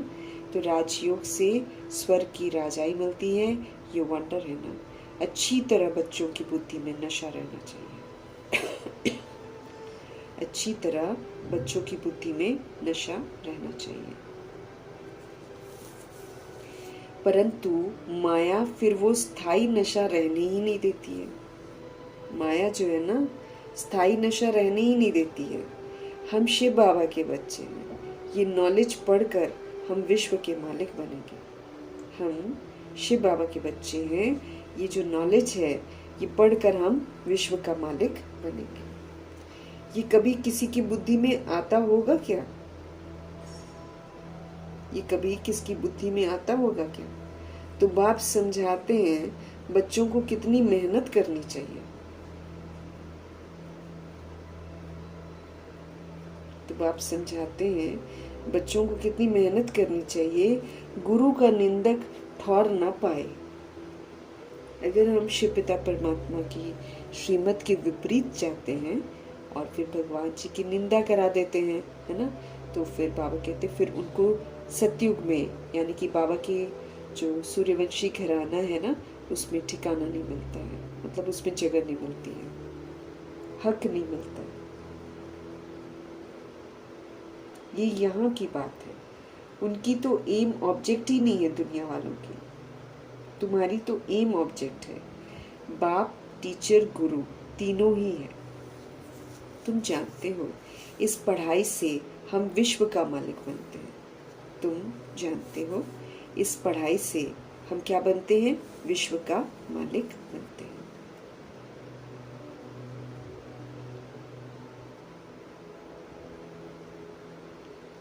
तो हमको कितनी खबरदारी से पढ़ना है और कितनी खबरदारी से हमको पढ़ाना है।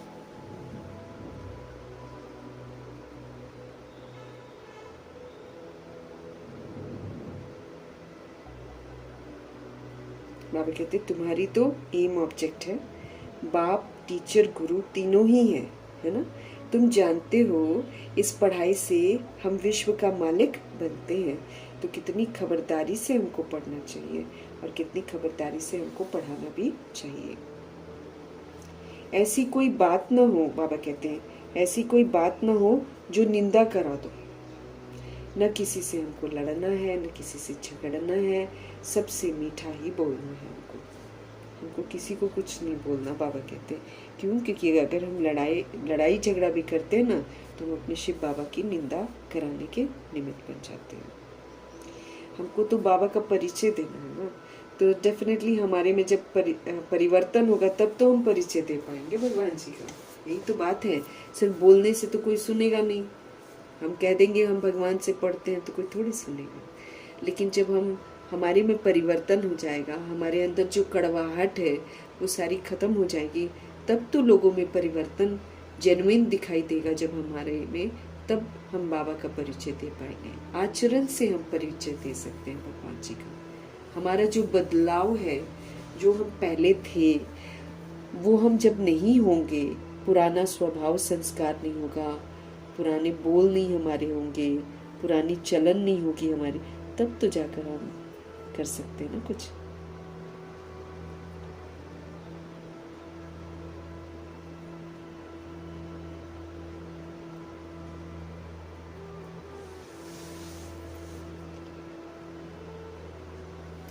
बाबा कहते हैं दे दान तो छूटे ग्रहण।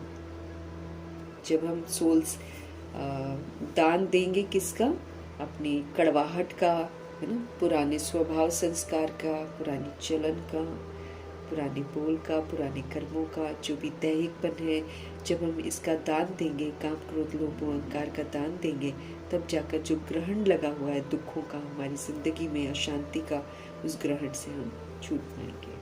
अभी तो हम श्रापित हो गए हैं ना, ग्रहण लगा हुआ है हमारे पर, तो फिर ये ग्रहण कैसे छूटेगा? जब हम सोल्स जो है ना, काम क्रोध लोभ मोह अहंकार का जब हम दान दे देंगे ना, तब तो बाबा कहते हैं दे दान तो छूटे ग्रहण।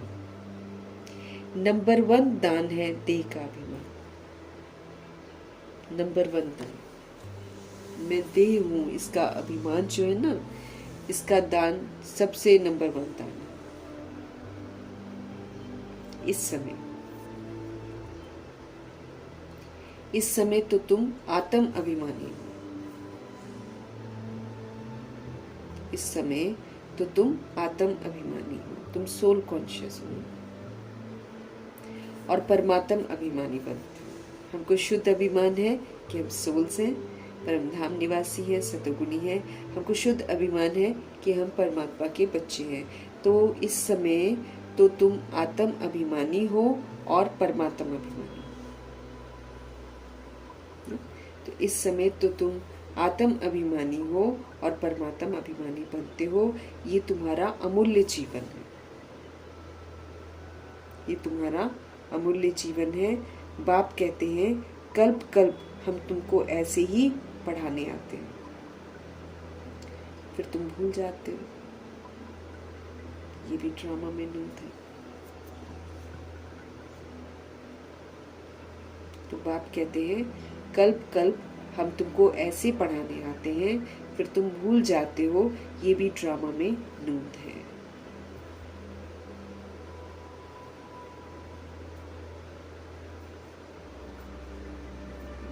अच्छा, मीठे मीठे सिकिलदे ज्ञान रतन धारण करने वाले और सर्विस करने वाले बच्चों प्रति माता पिता बाप दादा का याद प्यार और गुड मॉर्निंग। रूहानी बाप की रूहानी बच्चों को नमस्ते। हम रूहानी बच्चों की भी रूहानी बाप को दिल से, जान से, सिख से, प्रेम से, अदब से, पूरे रिस्पेक्ट से, पूरे रिगार्ड से, प्यार भरी स्नेह भरी नमस्ते और तहे दिल से धन्यवाद। तो ज्ञान रतन जो धारण करते हैं, जो सेवाएं करते हैं, उनके प्रति आज बाबा ने याद प्यार और गुड मॉर्निंग कहा है। धारणा के लिए मुख्य सार है, सबसे हमको मीठा बोलना है, आत्मिक मिठास। वो कलयुग वाली मिठास नहीं, हाँ, कलयुग में भी मीठा बोल लेते हैं, अंदर कुछ और भावना रखकर बाहर से मीठा बोलने की कला भी कई सोल्स को आती है, लेकिन हमको वो वाला मीठा नहीं, आत्मिक मिठास। एक रूह से जो बात करती है, वो रूहानी मिठास चाहिए। उस रूहानी मिठास से सब अंदर कोई मन रूपी स्लेट पर कोई भी बात न हो, है ना। वैसे तो बाबा हमको बोल रहे हैं कि सबसे मीठा बोलना है। हमें ऐसी कोई बात नहीं करनी है जिससे हमारे शिव बाबा की निंदा हो। देह के अभिमान का दान करके हमको आत्म अभिमानी और परमात्म अभिमानी बनना। हमको सबसे मीठा बोलना है। ऐसी कोई भी बात हमको नहीं करनी है जिससे हमारे शिव बाबा की निंदा हो। देह अभिमान का दान कर आत्म अभिमानी और परमात्म अभिमानी हमको बनना है। शुद्ध अभिमान कि मैं सोल परमात्मा का बच्चा, और है ना, परमात्मा का बच्चा, मैं सोल हूँ, परमधाम निवासी हूँ और मैं परमात्मा का बच्चा हूँ। बाबा मेरा सर्व संबंधी है। दिस इज परमात्म अभिमानी। जो ज्ञान धन हम आत्माओं को मिलता है उसका हमको दान करना है। वो दान कैसे करेंगे? अपने व्यवहार से, अपने आचरण से। वो तो मुरली तो शेयर करते हैं, वो अलग बात है, लेकिन जो ज्ञान का धन मिलता है ना, जब हम ज्ञान को यूज करते हैं तब वो धन बनता है हमारा। रिच बनते हैं ना हम। तो वेल्दी कैसे बनते हैं? जब जो समझ बाबा हमको देते हैं, वो समझ जब हम यूज करते हैं प्रैक्टिकल जीवन में, तब वो मेरी दौलत बनता है, मेरा धन है वो। फिर वो जो मैंने अपने आचरण में धारण किया है ना, उसका ही तो मुझे दान करना है।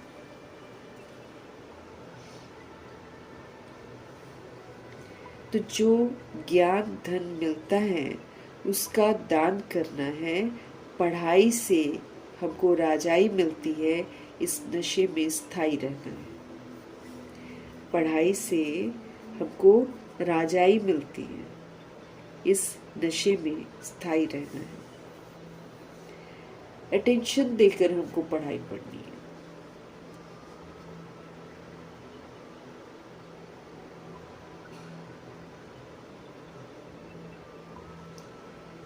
जो ज्ञान का धन हमको मिलता है, ज्ञान हमारे लिए धन बनता है जब हम उसको यूज करते हैं, प्रैक्टिकल अपने जीवन में धारण करते हैं। वो जो धन है उसका दान करना है। अदरवाइज तो ये जस्ट एक नॉलेज है जो हम पढ़ रहे हैं, ये एक नॉलेज है जब तक हम यूज नहीं करते हैं। जब हम इसको यूज करते हैं तब ये मेरी प्रॉपर्टी बनती है, धन बनता है मेरे लिए। तो जो सोल को ज्ञान धन मिलता है उसका दान करना है। पढ़ाई से राजाई मिलती है, इस रूहानी नशे में हमको स्थायी रहना है। अटेंशन देकर हमको पढ़ाई पढ़नी है। शिव बाबा की जो पढ़ाई है ना, ये अटेंशन देकर हमको पढ़नी है, ताकि ये धारण भी हो ना। हमारे वरदान है सदगुरु जी का।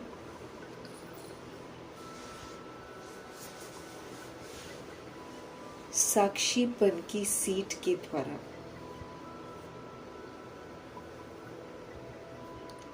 साक्षीपन की सीट के द्वारा परेशानी शब्द को समाप्त करने वाले मास्टर त्रिकालदर्शी भव। नॉलेजफुल की सीट,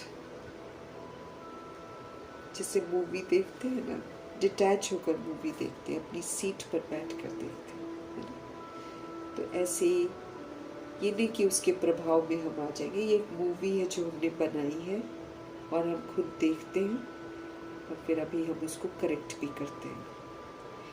लेकिन जो हमारे सामने आता है वो पास्ट कर्मा का या फिर पेपर के रूप में आता है।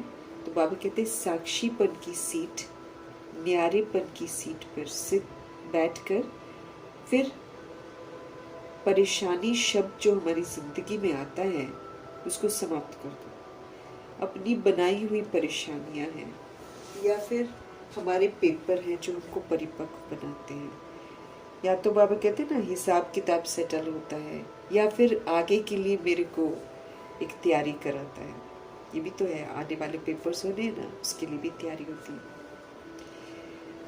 तो साक्षीपन की सीट के द्वारा ये जो परेशानी वाला शब्द है इसको समाप्त करने वाले क्या बनना है? मास्टर त्रिकालदर्शी बनना है।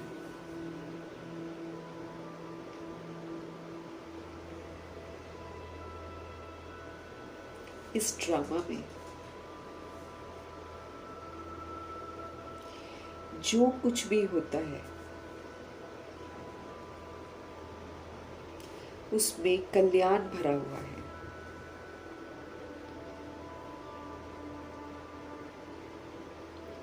इस ड्रामा में जो कुछ भी होता है उसमें कल्याण भरा हुआ है। क्यों क्या का क्वेश्चन समझदार के अंदर तो उठ ही नहीं सकता है। अगर हम ज्ञान को समझ जाते हैं ना, अगर हम तीनों कालों को समझ जाते हैं तो फिर तो प्रश्न उठ नहीं सकता। फिर तो समझ लेंगे ड्रामा एक विस्मृति का स्वरूप है इस समय, और हम सभी विस्मृत हो गए थे, तो प्रश्न उठ ही नहीं सकता। फिर क्यों क्या का क्वेश्चन समझदार के अंदर उठ नहीं सकता है। नुकसान में भी कल्याण समाया हुआ है। अगर हमको नुकसान होता है ना, उसमें भी बाबा कहते कल्याण समाया हुआ है। बाप का साथ और हाथ अगर है तो अकल्याण तो हो ही नहीं सकता है। अगर हम शिव बाबा के साथ चल रहे हैं, अगर श्रीमत रूपी हाथ में हाथ रखकर हम चल रहे हैं, तो दिखेगा भले अकल्याण, लेकिन अकल्याण तो हो नहीं सकता। नुकसान में भी कल्याण है।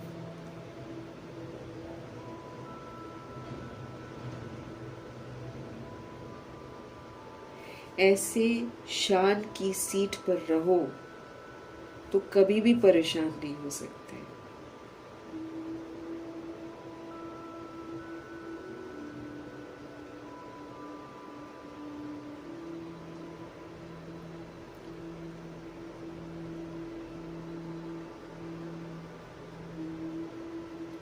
शान की सीट पर रहो तो कभी परेशान नहीं हो सकते। साक्षीपन की सीट सर्व तरह की परेशानी को या परेशानी शब्द को ही खत्म कर देती है। नॉलेजफुल की सीट है ना, सारी समझ मिल गई है। अब सारी समझ मिलने के बाद हम मूवी देख रहे हैं। सारा ड्रामा भगवान जी ने समझा दिया है ना, अब हम मूवी देख रहे हैं।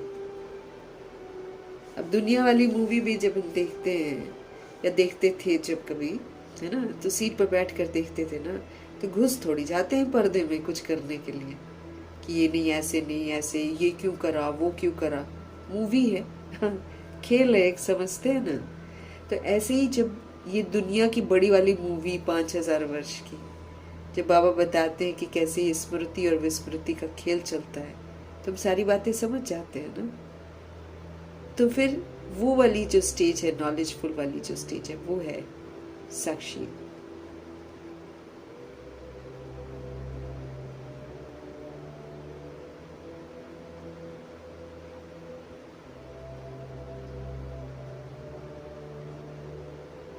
तो बाप का साथ और हाथ है तो अकल्याण हो नहीं सकता। ऐसे शान की सीट पर अगर रहो तो आप कभी भी परेशान नहीं हो सकते हो। साक्षीपन की सीट परेशानी शब्द को खत्म कर देती है। इसलिए त्रिकालदर्शी बनकर प्रतिज्ञा करो कि न तो हम परेशान होंगे और न हम किसी को परेशान करेंगे।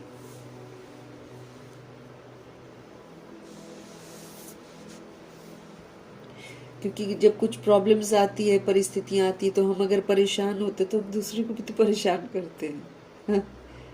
इसलिए बाबा आपको समझ दे रहे हैं कि साक्षीपन की सीट, नॉलेजफुल की सीट पर बैठो और फिर परेशानी शब्द को समाप्त कर दो। मास्टर त्रिकालदर्शी बनने का वरदान प्राप्त करो। इस ड्रामा में प्रभु जी समझ देते हैं जो कुछ भी होता है उसमें कल्याण भरा हुआ है। क्यों और क्या का क्वेश्चन समझदार के अंदर तो उठ ही नहीं सकता। नुकसान में भी कल्याण ही समाया हुआ है। बाप का साथ और बाप का हाथ, श्रीमत रूपी हाथ, तो बाप का साथ और बाप का हाथ है तो अकल्याण तो नहीं हो सकता, है ना। ऐसे शान की सीट पर रहो तो बाबा कहते आप कभी भी परेशान नहीं हो सकते हो। साक्षीपन की सीट परेशानी शब्द को खत्म कर देती है। जब हम जान रहे हैं कि सब में कल्याण है तो परेशान होने की जरूरत ही क्या है। हिसाब किताब सेटल हो रहे हैं, परिपक्व बन रहे हैं, सब निर्दोष हैं, है ना। तो साक्षीपन की सीट परेशानी शब्द को खत्म कर देती है। इसलिए बाबा कहते हैं त्रिकालदर्शी बन प्रतिज्ञा करो कि न तो हम परेशान कभी होंगे और न तो हम दूसरी सोल्स को परेशान करेंगे, क्योंकि जब होंगे नहीं तो फिर करेंगे भी नहीं। नुकसान में भी कल्याण है। भगवान जी साथ हैं, अकल्याण हो नहीं सकता। स्लोगन।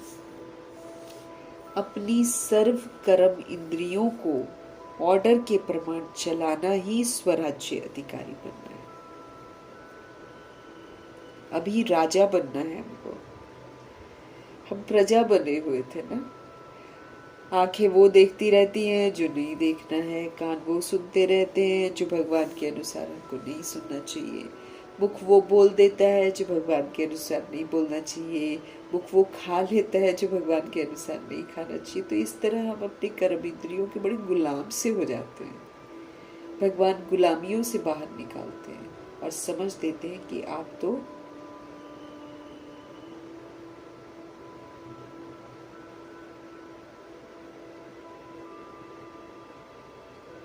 है ना। तो अपनी सर्व कर्म इंद्रियों को बाबा कहते हैं ऑर्डर प्रमाण चलो, श्रीमत रूपी ऑर्डर। ये नहीं कि भगवान जी जो कहते हैं ना वही आंखों से। अब आंखों से बाबा बोलते हैं आप भ्रिकुटी में देखो, फिर बाबा कहते हैं शांति धाम को देखो, सुख धाम को देखो। कान में सिर्फ ज्ञान की बातें सुनो, मुख से सिर्फ ज्ञान रतन निकले, मतलब वरदानी बोल निकले। खाना सात्विक खाना है, नहीं तो जीभ तो कुछ भी खिलाती है, फिर बाद में भुगतवाती है, फिर सोचते अरे ये नहीं खाना चाहिए था, इससे मेरी तबीयत खराब हो रही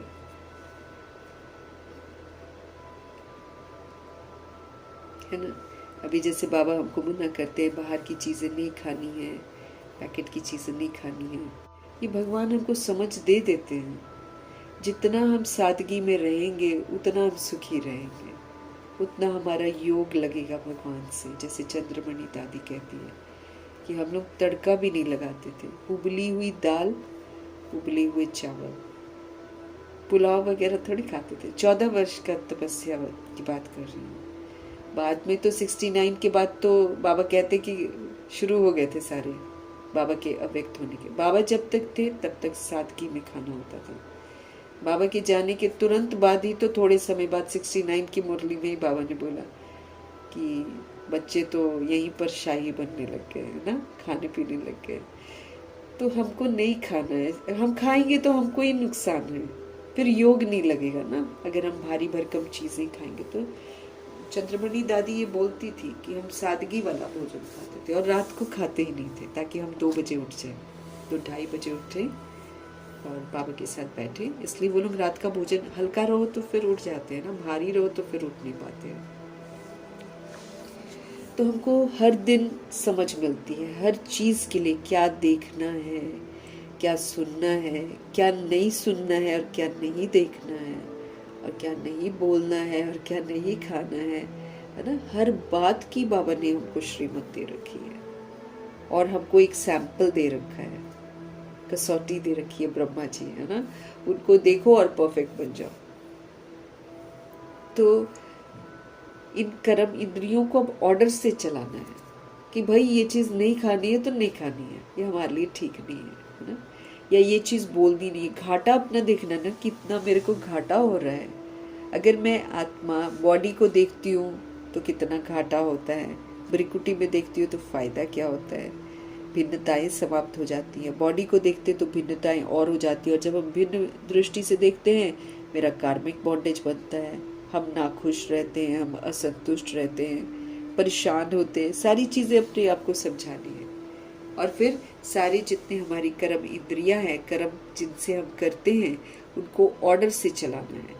जो सोल इसमें कामयाब हो जाती है, जैसे ब्रह्मा जी कामयाब हो गए थे, तो वो स्वराज्य अधिकारी है, जिसका अपने स्व पर राज्य है ना। कि हमको तो वो तो शांति, सुख, पवित्रता का तो पिलर बन गए थे कि दुनिया हिला ले जितना भी हिलाना है, हम तो 7 गुणों का सहयोग देंगे। ब्रह्मा जी का तो ये थॉट था एक। तो ये समय चल रहा है जब हमें अपनी सारी कर्म इंद्रियों को ऑर्डर के प्रमाण चलाना है। जो चलाता है वही स्वराज्य अधिकारी बनता है।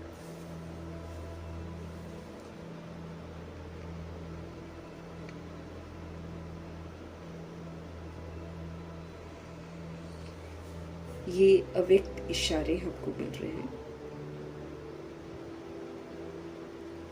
निश्चय के फाउंडेशन को मजबूत कर सदा निर्भय और निश्चिंत रहो।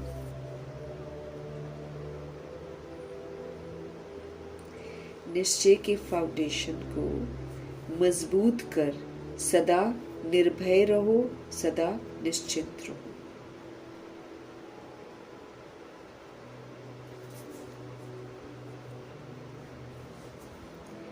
निश्चय बुद्धि का अर्थ है बेफिक्र बादशाह। निश्चय बुद्धि का अर्थ है बेफिक्र बादशाह। जो बेफिक्र बादशाह है ना, वही बाप समान है। ब्रह्मा जी बेफिक्र बादशाह थे, हम भी रहेंगे तो हम भी क्या हो गए, बाप समान बन गए। और ब्रह्मा जी निश्चय बुद्धि थे, तो निश्चय बुद्धि का अर्थ ही है बेफिक्र बादशाह। भगवान में निश्चय, कोई फिक्र करने की जरूरत नहीं, बाप समान। विनाशी धन वाले जितना कमाते हैं उतना समय प्रमाण फिक्र में रहते हैं।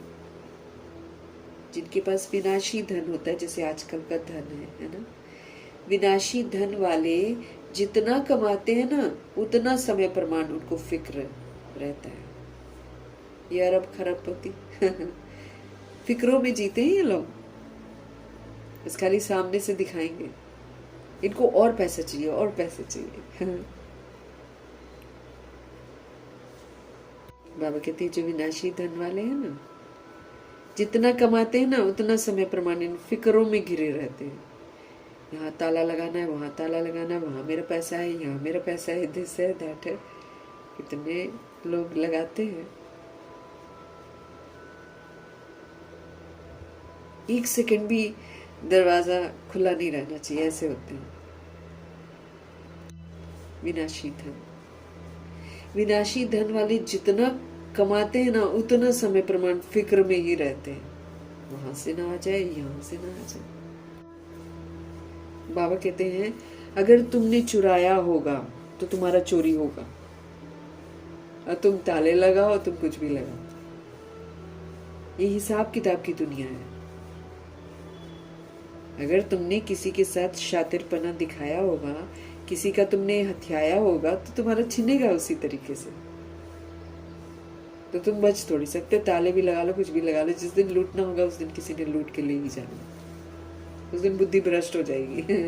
कुछ ना कुछ ऐसा करेंगे जिसमें लूट के ले जाएंगे, अपने ही आकर लूट कर चले जाएंगे। क्या कर लेंगे हम? It's all give and take. अभी तो ये तो कयामत की घड़ियां हैं। जिसने जिसका लिया होगा वो उसका छीना जाएगा। इस समय मुलाकात ही होगी उसके साथ, इसलिए कोई वैसा फायदा नहीं है कि हम कुछ ऐसा इंतजाम करेंगे तो हम बच जाएंगे। नहीं, बी ऑनेस्ट विद गॉड। बाकी हमारा जो कुछ ले जाएगा ना, तो कहीं ना कहीं हमने लिया होगा तो ले गया होगा। ये यही चलेगा यहाँ पर अब का जो दौर है।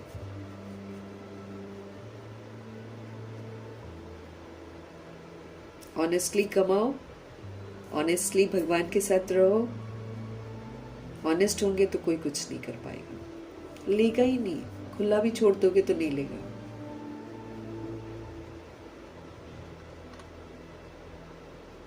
विनाशी धन वाले जितना कमाते हैं ना उतना समय प्रमाण फिक्र में रहते हैं, लेकिन जिन्हें फेथ है ना कि हम ईश्वरीय खजानों के, हम तो हमारा ईश्वरीय खजाना कौन चोरी करके लेकर जाएगा। ये तो अनमोल खजाना, ये जो ज्ञान धन है कौन ले जाएगा चुरा के। तो रावण की जायदाद को चुराते हैं लोग। उसके लिए देखो किस कैसे एक दूसरे को मार देते हैं, रिश्ते भी नहीं देखते, रिश्ते भी नहीं देखते हैं। लेकिन ईश्वरीय खजाना जो है ना, इसको कोई नहीं लेकर जाएगा। लेकिन जिन्हें फेथ है, जिन्हें विश्वास है कि हम ईश्वरीय खजानों के मालिक और परमात्म बालक हैं, वो तो सदा ही स्वप्न में भी बेफिक्र बादशाह।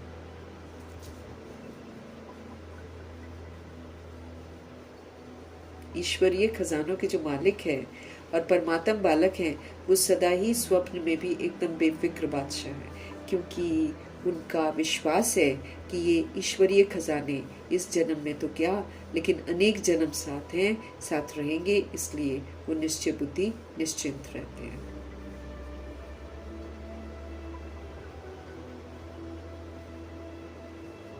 बाबा हमें क्या बोल रहे हैं? निश्चय बुद्धि का अर्थ है एकदम भगवान जी में निश्चय, बेफिक्र बादशाह। वही बाप समान है। विनाशी धन वाले जितना कमाते हैं उतना समय प्रमाण फिक्र में ही रहते हैं, लेकिन जिन्हें फेथ है कि हम तो ईश्वरीय खजानों के मालिक हैं, हम तो परमात्म बालक है, वो तो फिर सदा ही स्वप्न में भी एकदम बेफिक्र बादशाह होंगे, क्योंकि उनको विश्वास है कि ये जो ईश्वरीय खजाने हैं इस जन्म में तो क्या, लेकिन अनेक जन्म हमारे साथ हैं, हमारे साथ रहेंगे। इसलिए वो निश्चय बुद्धि निश्चिंत रहते हैं। इसलिए वो निश्चय बुद्धि निश्चिंत रहते हैं। भगवान जी के खजाने अभी भी हमारे साथ हैं, अनेक जन्म ये हमारे साथ हैं। कोई चिंता टेंशन की जरूरत ही नहीं। यही तो खजाने उनको चाहिए जो भगवान जी देते हैं। जब हमारे पास ये हो जाते हैं ना, तो फिर ये धरा, ये जो सृष्टि है, वो हमें सब कुछ वो देती है जो हमको चाहिए होता है। अब जैसे ब्रह्मा जी हैं, सरस्वती जी हैं, ये लक्ष्मी नारायण बने हैं ना, तो ये देखो क्या किया इन्होंने। पैसा तो ब्रह्मा जी ने दे दिया और मम्मा जी के पास एक भी पैसा नहीं था। तो ये दोनों ही बाबा के बच्चे अच्छे वाले, और इन्होंने देखो कुछ किया क्या ना, यज्ञ में दे दिया। और मम्मा ने यज्ञ में छोटी छोटी चीज़ों की बचत करी। इस तरीके से मम्मा ने अपना धन का वो बचाया, क्योंकि वैसे तो धन कंट्रीब्यूट नहीं कर पा रही थी। तो जैसे बिजली कोई फालतू न चले, एक भी पत्ता जो सब्जी का है वो वेस्ट न जाए, एक एक पत्ते को देखती थी।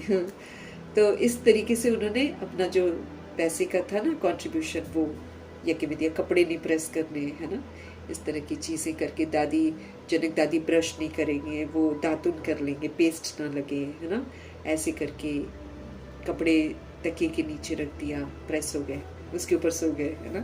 तो ऐसे करके ये आत्माएं जो है ना, अच्छा बस का किराया मिला, बस में नहीं गए, पैदल चले गए। वो जो एक आना दिया बाबा ने किराए का, उसको लाकर चुपके से बाबा के बॉक्स में डाल दिया। ऐसे करके ये सोल्स जो समर्पित हो गई थी, वो इस तरह धन का कंट्रीब्यूशन करती हैं। तो कितनी बेफिक्र बादशाही में रहती हैं दादियाँ भी और ब्रह्मा जी, सरस्वती जी भी। तो देखो वो कितने खजानों के मालिक होते, ज्ञान के, गुणों के, शक्तियों के, वरदानों के, स्वमानों के, संतुष्टता के, खुशी के, सारे खजाने भैया धनवान ही बन गए वो लोग। तो वो जानते हैं वो ईश्वरीय खजानों के मालिक बन गए हैं और वो परमात्म बालक हैं। वो सदा ही स्वप्न में भी एकदम बेफिक्र। कभी फिक्र थी क्या मम्मा बाबा को?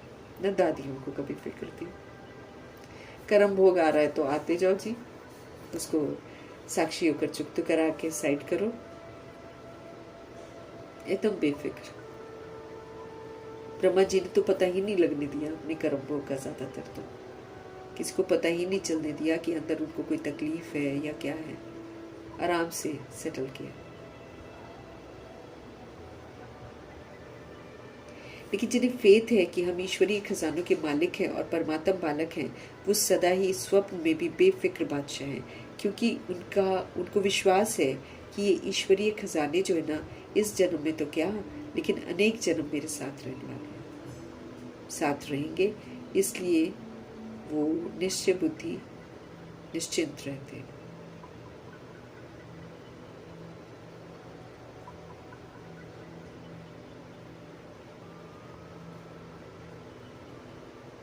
बाबा कहते हैं वो सदा ही स्वप्न में भी बेफिक्र बादशाह है, क्योंकि उनको विश्वास है कि जो ईश्वरीय खजाने हैं इस जन्म में तो क्या, ये तो अनेक जन्म हमारे साथ रहने वाले हैं, साथ रहेंगे।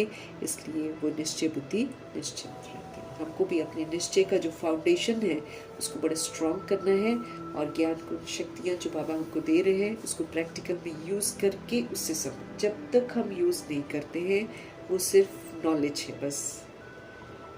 लेकिन नॉलेज से फुल बनना मतलब नॉलेज को यूज कर लेना, प्रैक्टिकल जीवन में ले आना, और फिर समझ का पाठ हो जाना।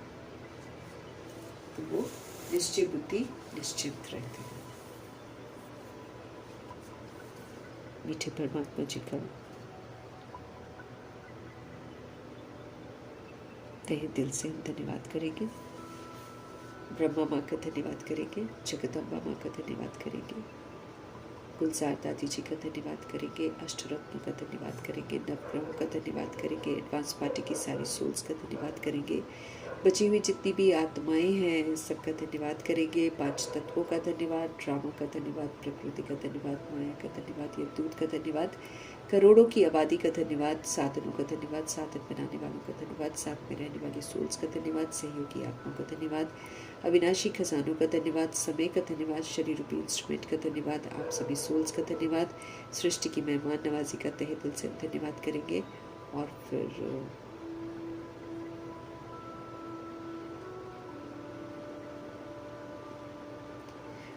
सृष्टि रूपी सभी की तरफ से है ना, सृष्टि रूपी ड्रामा का हम धन्यवाद करेंगे। धन्यवाद करते हुए ओम शांति।